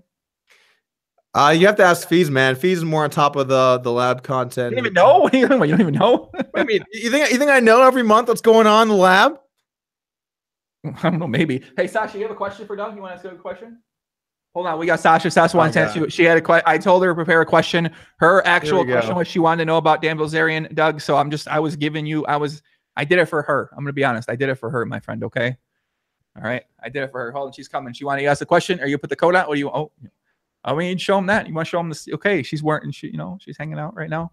You prepared for her? I have legitimately no clue where this is going. She's asking you what she wants. I told her she asked you a question if she has a question. She's Go she's the most out of line person of all time until the camera's off. Doesn't she play PLO though? He plays the great game, Pop Omaha. That's true. Doesn't seem very in line to me, IMO. I actually don't have a question, Doug, but no women in Upswing Poker, okay? What do you mean no women? I'm just kidding. No women at the party? I'm just kidding. So, question. If you okay, so the other days people were debating if you and Joey play PLO, who's gonna win? Obviously me. What do you even ask that question for? That's crazy. But I mean, Doug might have a different opinion. A little heads up PLO action. Yeah. You trying to throw down, Joey? What are you talking about? You're not gonna be me PLO. Heads up PLO. I don't know, man. I'm pretty. I agree. I think you're great at heads up too. I'm not saying you're not, but I'm just saying heads up Pop Omaha, the great game Pop Omaha. I've seen you play Pop Omaha before, Doug. I know you have I know that you are debatably one of the best poker players at heads up in the entire world. I still stand to that claim. But this is the great game of Pop Omaha, Doug. This isn't Joey. This isn't fucking politics, all right? This isn't making a YouTube video and putting a face on the thumbnail like you guys like to do. You know, telling it's not that. This is the great game. The great game. Two things, Joey. Doug. First off, you're confusing my 6-max PLO game and my heads up PLO game. I am substantially better at heads up PLO than I am 6-max PLO. Fuck. Okay. First thing. What's your problem? Why are you gonna match? I actually beat. I'm sorry, Doug, but I'm gonna root for Joey here. That's fine. I'm okay with that. I can live with that. Joey, Thank you. I would like to see a match. Well, you want to 4-table some heads up PLO, Joey? What do you mean 4? What is this 4-table? You want a 6-table? You want an 8-table? Listen, I'll play you. Doug, I will play you. You know, if you want to play heads up, I'll play you fucking 16 tables. All right. I don't want to do 16. It's too many. This is an old classic heads up for roll strat where someone's like, let's play. You're like, all right, 5,100, 7 tables. They're like, what are you talking about? We're playing $2, $4. No, but I definitely think that we can play a little bit for the fans, though. I think we can play a little bit for the fans. We can do a little stream. We can do a little stream. Maybe do a little giveaway. We can give away the money for charity or something like that. I don't know. There's something that we can do. Maybe I'm in. Hey, maybe one of these sites that do a kind of debatably a very poor job at marketing, we can work with them, and then in the United States, in Nevada, and then maybe we can do it on their site. They can give us some sort of promotional with no rake because we're going to bring a lot of new players to the site. Are you getting a massage right now? Is that my key to be like, guys? I'll what do you mean? She had a question. Did you have another question for her? I'll see you guys later. I want to hear about the old time sex god stories. the what? I can't hear you. Oh, you're talking the mic. I want to hear about the old time sex god stories. She wants to know how you. Oh Lord! How'd you get the nickname sex god, Doug?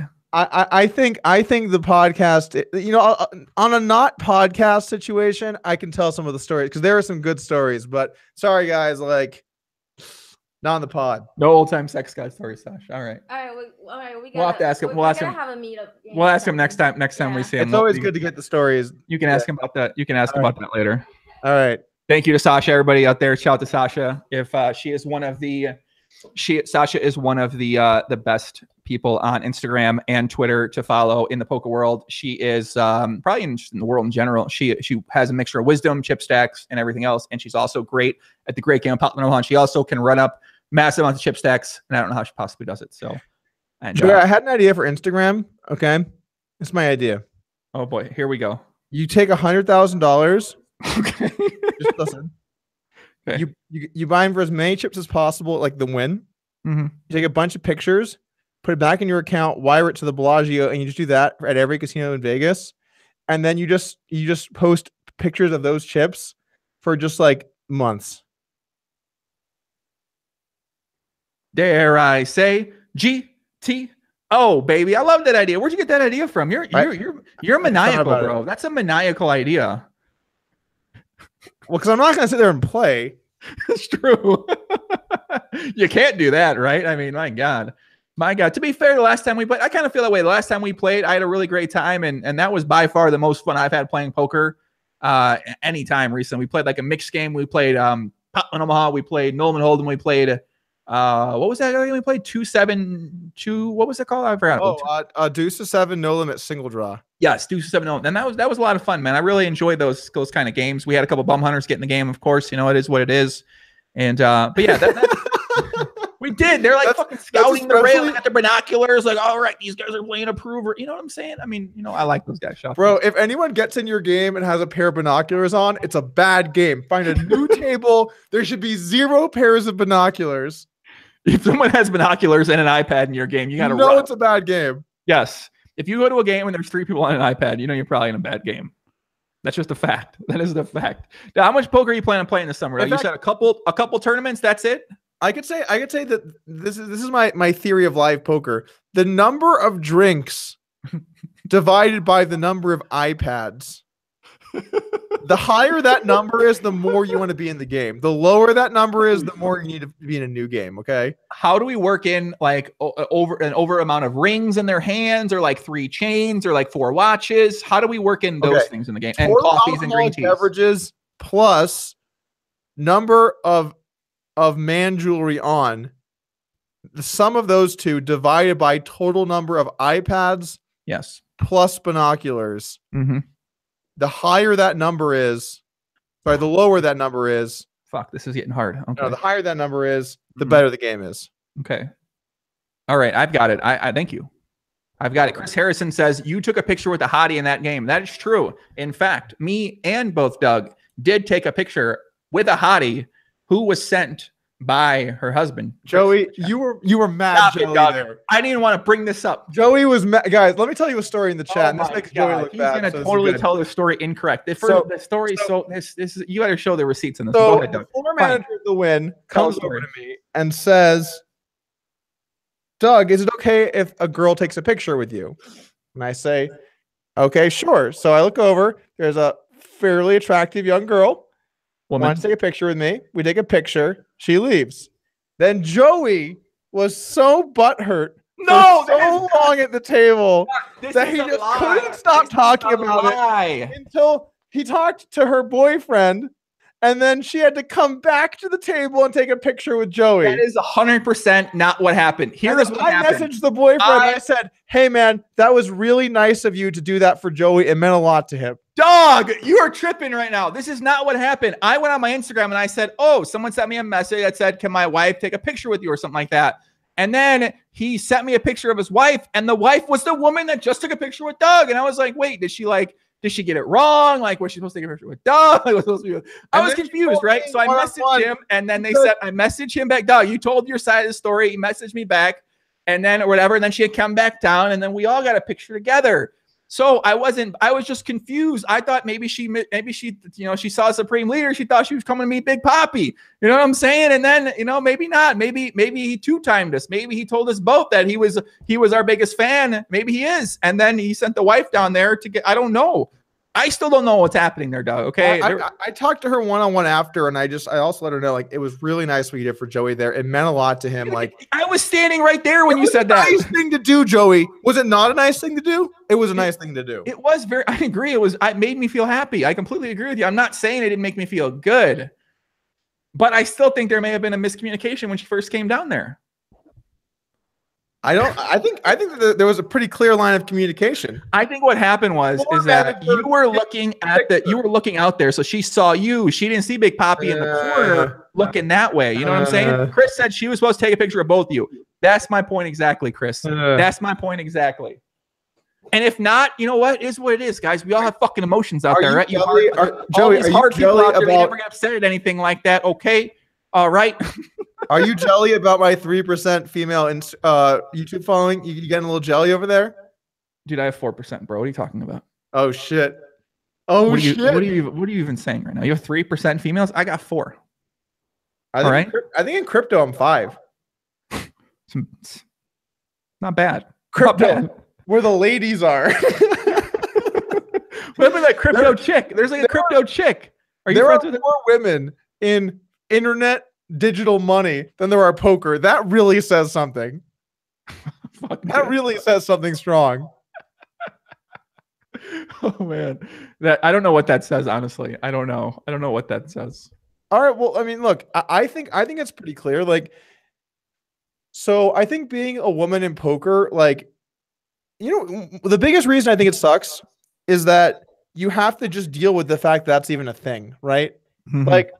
Like if you're a man, you show up and you play poker, no one's like, oh wow, a man playing poker. But if you're a woman, you get there and people are already judging you because of that. Right. And so it's like this thing that you always have to either talk about or be aware of, or people think about. Like they don't get a chance to actually just be a poker player. And I think a lot of people don't want to go through that. A lot of women don't want to go through that. They don't want to feel like that. And I think a lot of the ones that do decide to do it, it's because they want attention.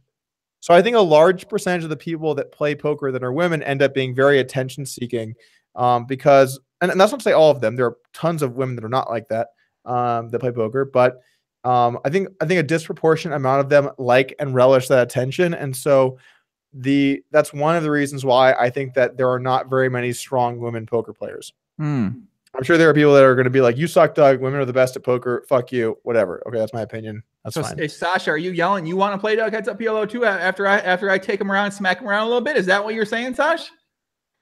No, she didn't say that. Never mind. She didn't say that. Never mind. Hear what Doug said? Sasha said, do I think she's like that? No, I do not think Sasha's like that. I think Sasha's very unattention seeking, though. To be fair, I mean, let me try to think about this. I don't know. I mean, some of the women that I've met that play poker, they don't like they don't seem very attention seeking, Doug. I'll put it like that. But I do think there probably are a lot of women out there who are attention seeking or love the attention, or maybe they weren't seeking the attention, but they get it. It's like guys, they probably weren't seeking the attention, then they get it, and then I'm sure they enjoy it. Not totally different, because the men who get attention in poker are based around, like, generally speaking, how well they've done. Generally speaking. There are some guys that do podcasts and just like hang in the shadows that become well known for that. But most guys, like, win tournaments or something. So it is very different. And by the way, I also think that it's like unfair. It's unfair that when a woman plays poker, they're like a woman playing poker, not a person playing poker. That adds to the problem, IMO. It's very true. I mean, Sasha tells me the uncomfortable things that happens when she goes and plays. You got drunk guys sitting down like, I'm going to get your number. I'm going to get your number. They're touching her hand and shit like that. I got to be honest. Ain't no dudes touch my hand and talk about they're going to get my phone number when I go play live poker ever. So I don't have to deal with those uncomfortabilities. To be fair, it does happen to you. I've seen that happen to you. There are guys trying to touch you and get your number for sure. Kind of a different thing though, than maybe that. No, I've had the one of the things that's been one of the downsides to doing a lot of content and everything has been the weird dude interactions that I've gotten. Like I would say 90 to 95% of guys that I like recognize me or say what's up, totally cool. But then you get that like real weird 5%, and then under there you get like the super weird 1%. I love that. Those are the guys I like the most. I want all of that 1%. If you want to shout, say what up, give me a hug. Come holler at me. I like the weirdest. No shout outs to the weird 1% creeping on Doug. What are you thinking? Never mind. We'll take what are you thinking right now? Never mind. What's wrong with those guys though? They're just they're a little eccentric. What's wrong with that? Dude, I had a guy at the gym. Oh my god. You saw this guy post. Dude, are you really gonna tell us the story is amazing? Please. So, are you sure you might come up at the gym? All right, fine. Go ahead. I'm just going to give like the Cliff Note version because there's so much to the story. But long story short, bro sees me at the gym, tells me like, remember that one time you liked my comment? And I was like, no, I don't. And he's like, really? And got really upset. Then like different day, tried to add me on Snapchat. And then this just goes on. And he's like, every time I'm at the gym, he just like harasses me. And this one day like comes over to me and like, I'm trying to like lift whatever. And he's like, trying to like talk to me and listen to me. I'm like, dude, can you please leave me alone? He's like, oh yeah? Well, you're going to end up fucking fat. You're going to be fucking Brian Hastings. You're going to be fucking Brian Hastings. Do you want to be Brian Hastings? Do you want to be fucking Brian Hastings? And I'm like, please leave me alone. Please leave me alone.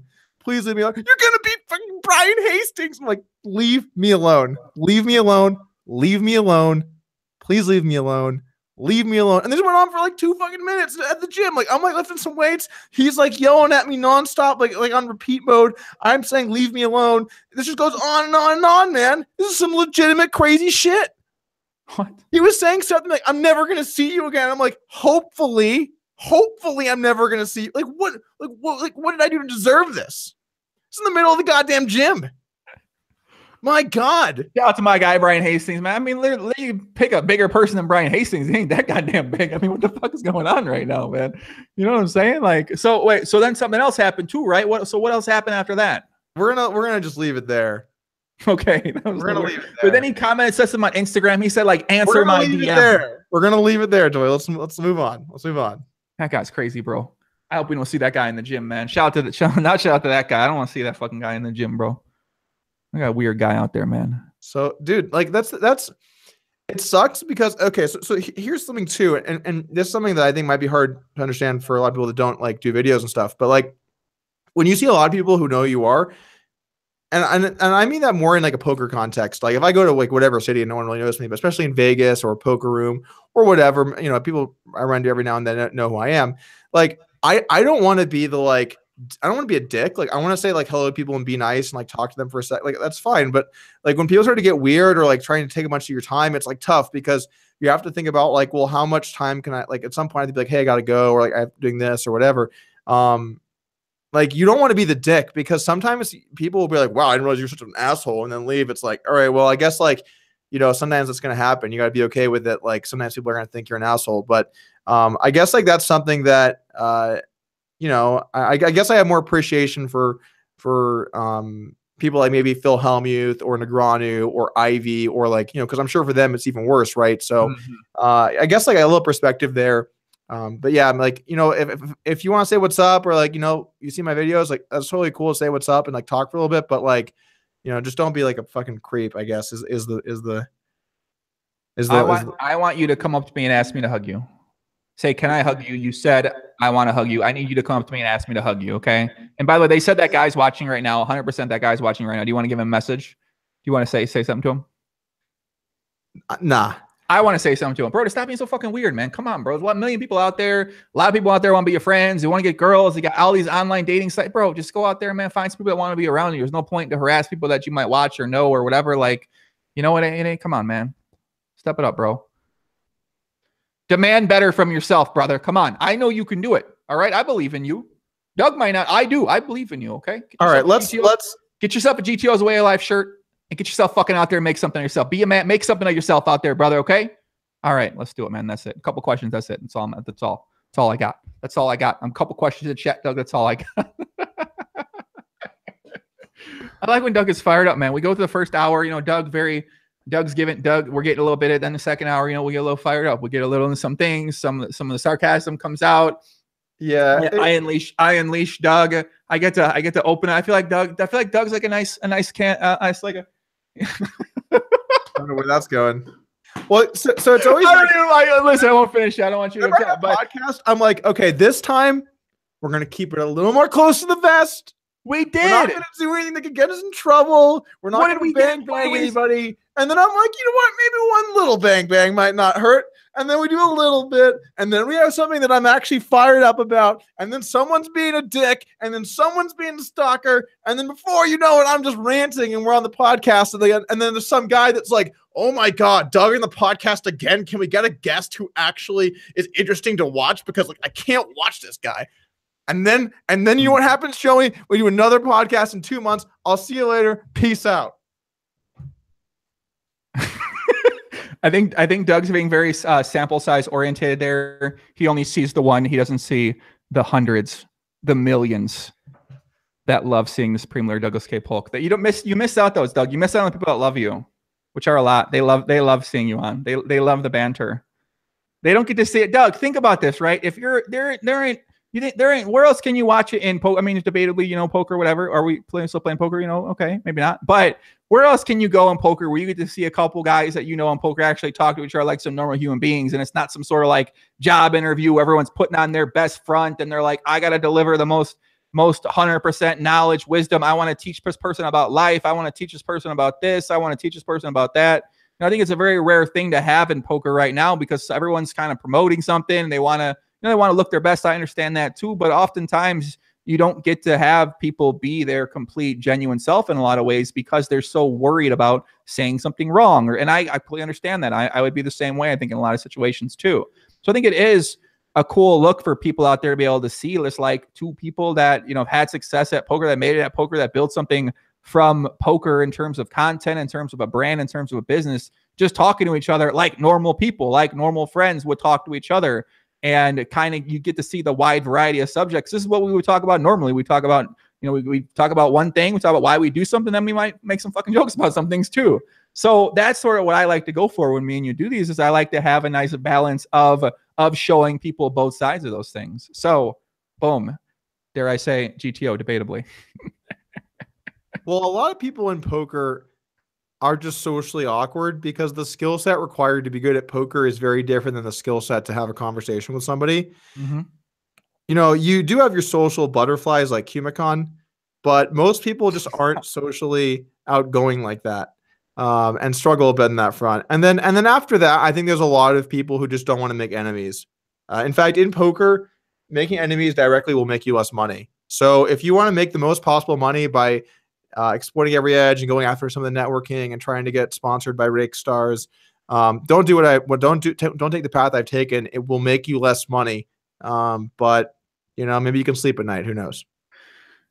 We got a couple people out there in the chat. We got my guy Andrew and 2 Deep LA. What up, brother? What's happening? My buddy Panda Bruno Malvazali. He says, could you ask Doug how strong is the evil empire nowadays?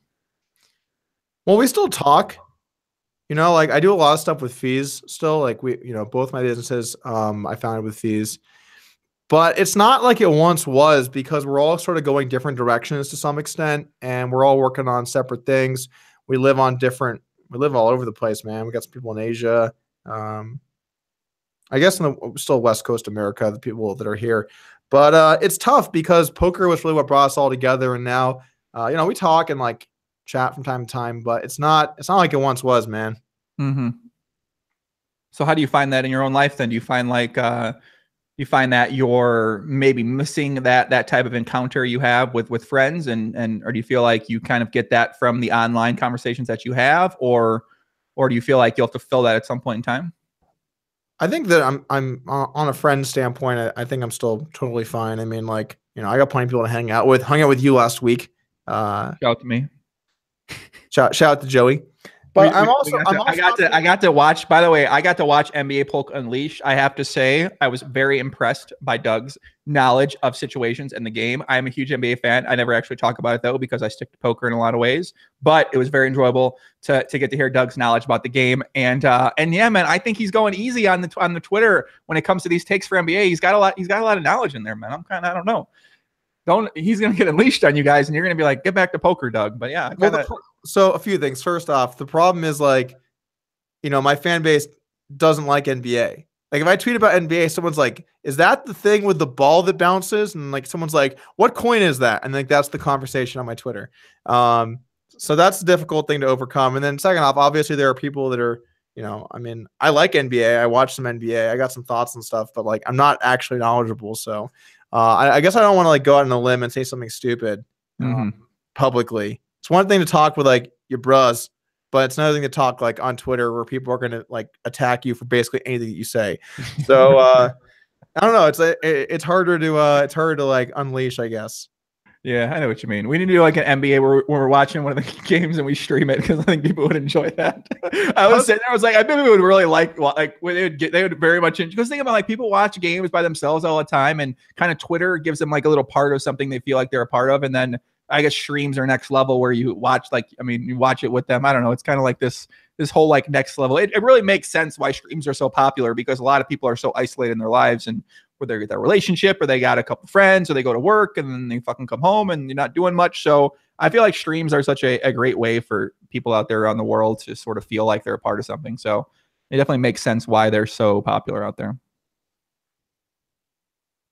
No, makes sense. Nothing? Okay, nothing. Doug's got nothing. Okay, Doug, we'll talk about the podcast. Rabbit, how's your podcast been going, man? I see you've been doing a bunch of episodes. You had on someone yesterday who I know is the founder of CNET. I do not know what CNET is, but I did watch it for a little bit, and I've been enjoying that. I watched the JMO podcast. JMO very subdued on the podcast as well. You've had a wide variety of guests on there, which I've enjoyed. You had a couple people working with the coins. You've had a couple of people that you're friends with. You had Brian Micon on there as well too. And what's been your experience as somebody doing a regular podcast? It's interesting because having been on, at least this podcast a bunch of times and a few other podcasts as well, there are things you don't really take. There are things you take for granted, sort of as a guest, that as the person who's essentially conducting the podcast, you have to be a little more aware of, like how long things have gone on for, topics you want to hit, what you're going to happen if like conversation kind of dies down, managing like the chat, managing all this other stuff. So it's been cool. I feel like I've gotten to develop a little bit of a different skill set than I might have normally. We've had some really outstanding guests on the podcast. Jimmy Song was the first one. That was great. I had a couple buddies, Jason Les, Jason Moe both came on. Charlie Lee, the founder of Litecoin, Ricardo Spagni, otherwise known as Fluffy Pony, one of the lead devs at Monero. What's up? Fluffy Pony. A great name. No, we've had a variety of awesome guests. So it's actually kind of amazing how great some of the guests that we've gone on, considering it's a new podcast. But I'm planning on doing it once a week and just see what happens. Like keep it relatively easy on the time commitment and just try and get some good guests on, people that have interesting stuff to say.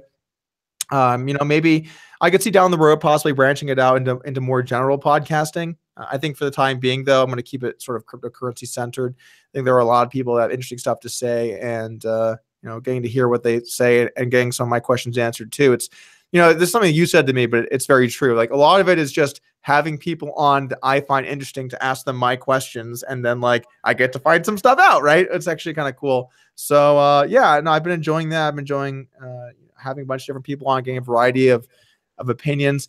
I do think that we need some more people, particularly to talk about maybe some of the bigger ones that aren't Bitcoin. Someone from Ethereum might be great, but over time we'll get a variety of opinions on there. And what about the guy on Twitter all the time from Ethereum, Vitalik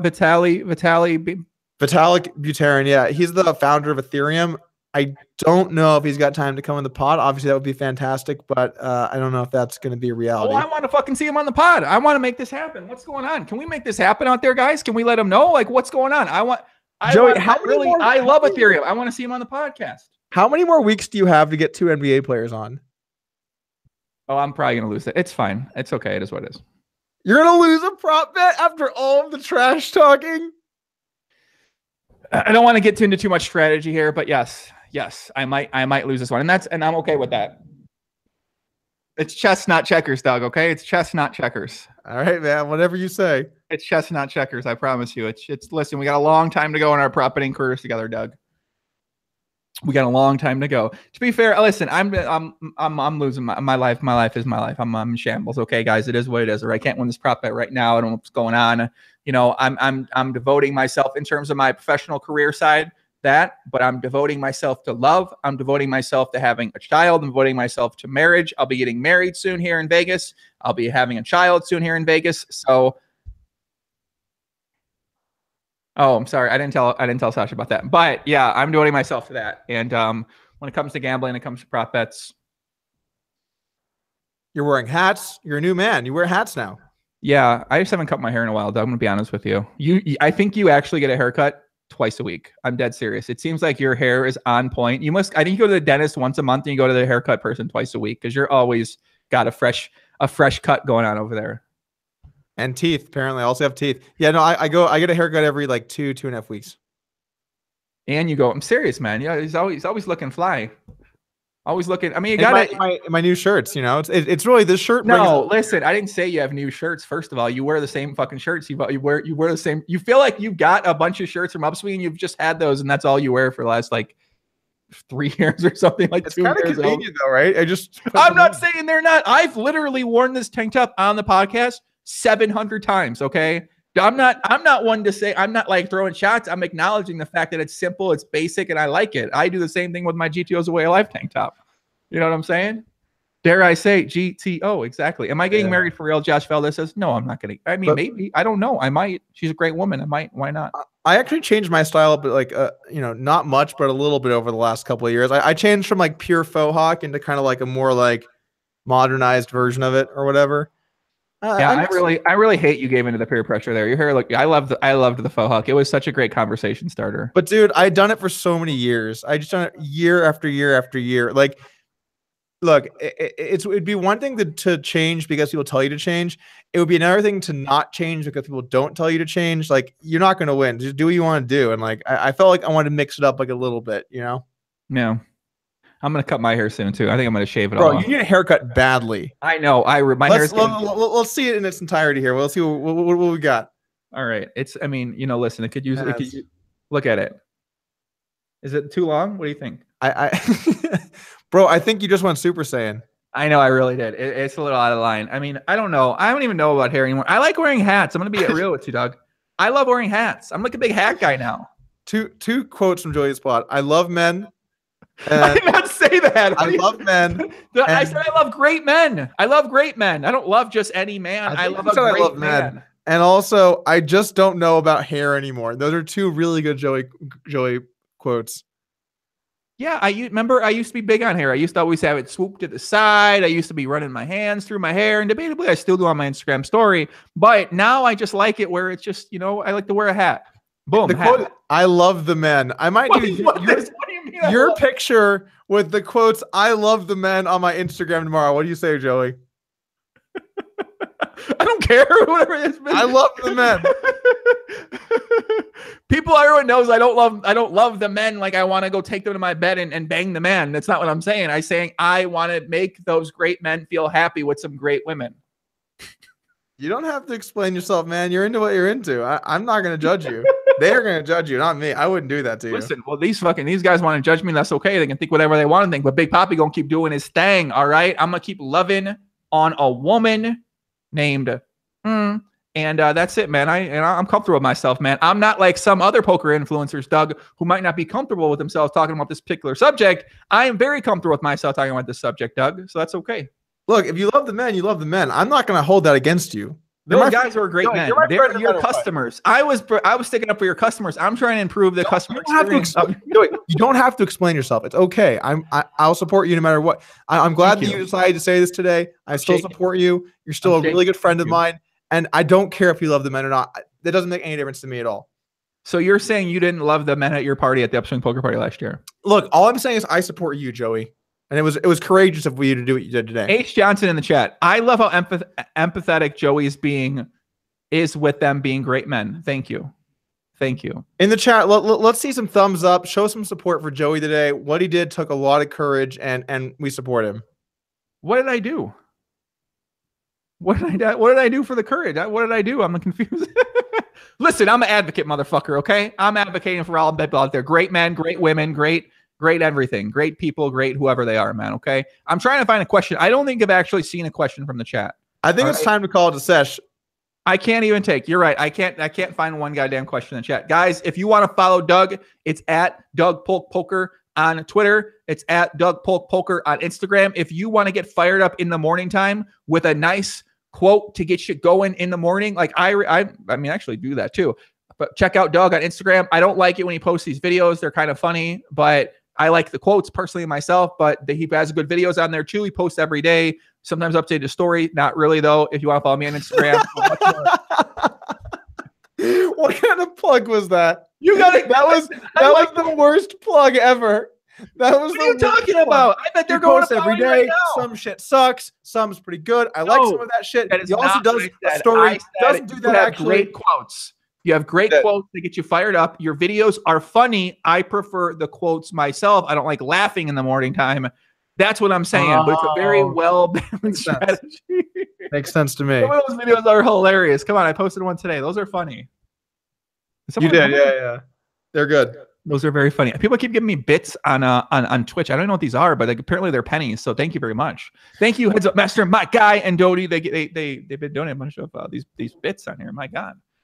I need to start doing that. I need to start getting more bits on here. This is kind of fun. I like this. Yes, all right, Doug, any last parting words for the people out there as they go into the weekend? What's today? Tuesday? As they go into their week, ready to attack it with the full force and ferocity of a Doug Polk. No? Are we done? All right, we're done. Someone in the chat says, maybe we'll talk about other topics next time. Guys, everybody, peace out. Much love. Take care. Adios. Peace.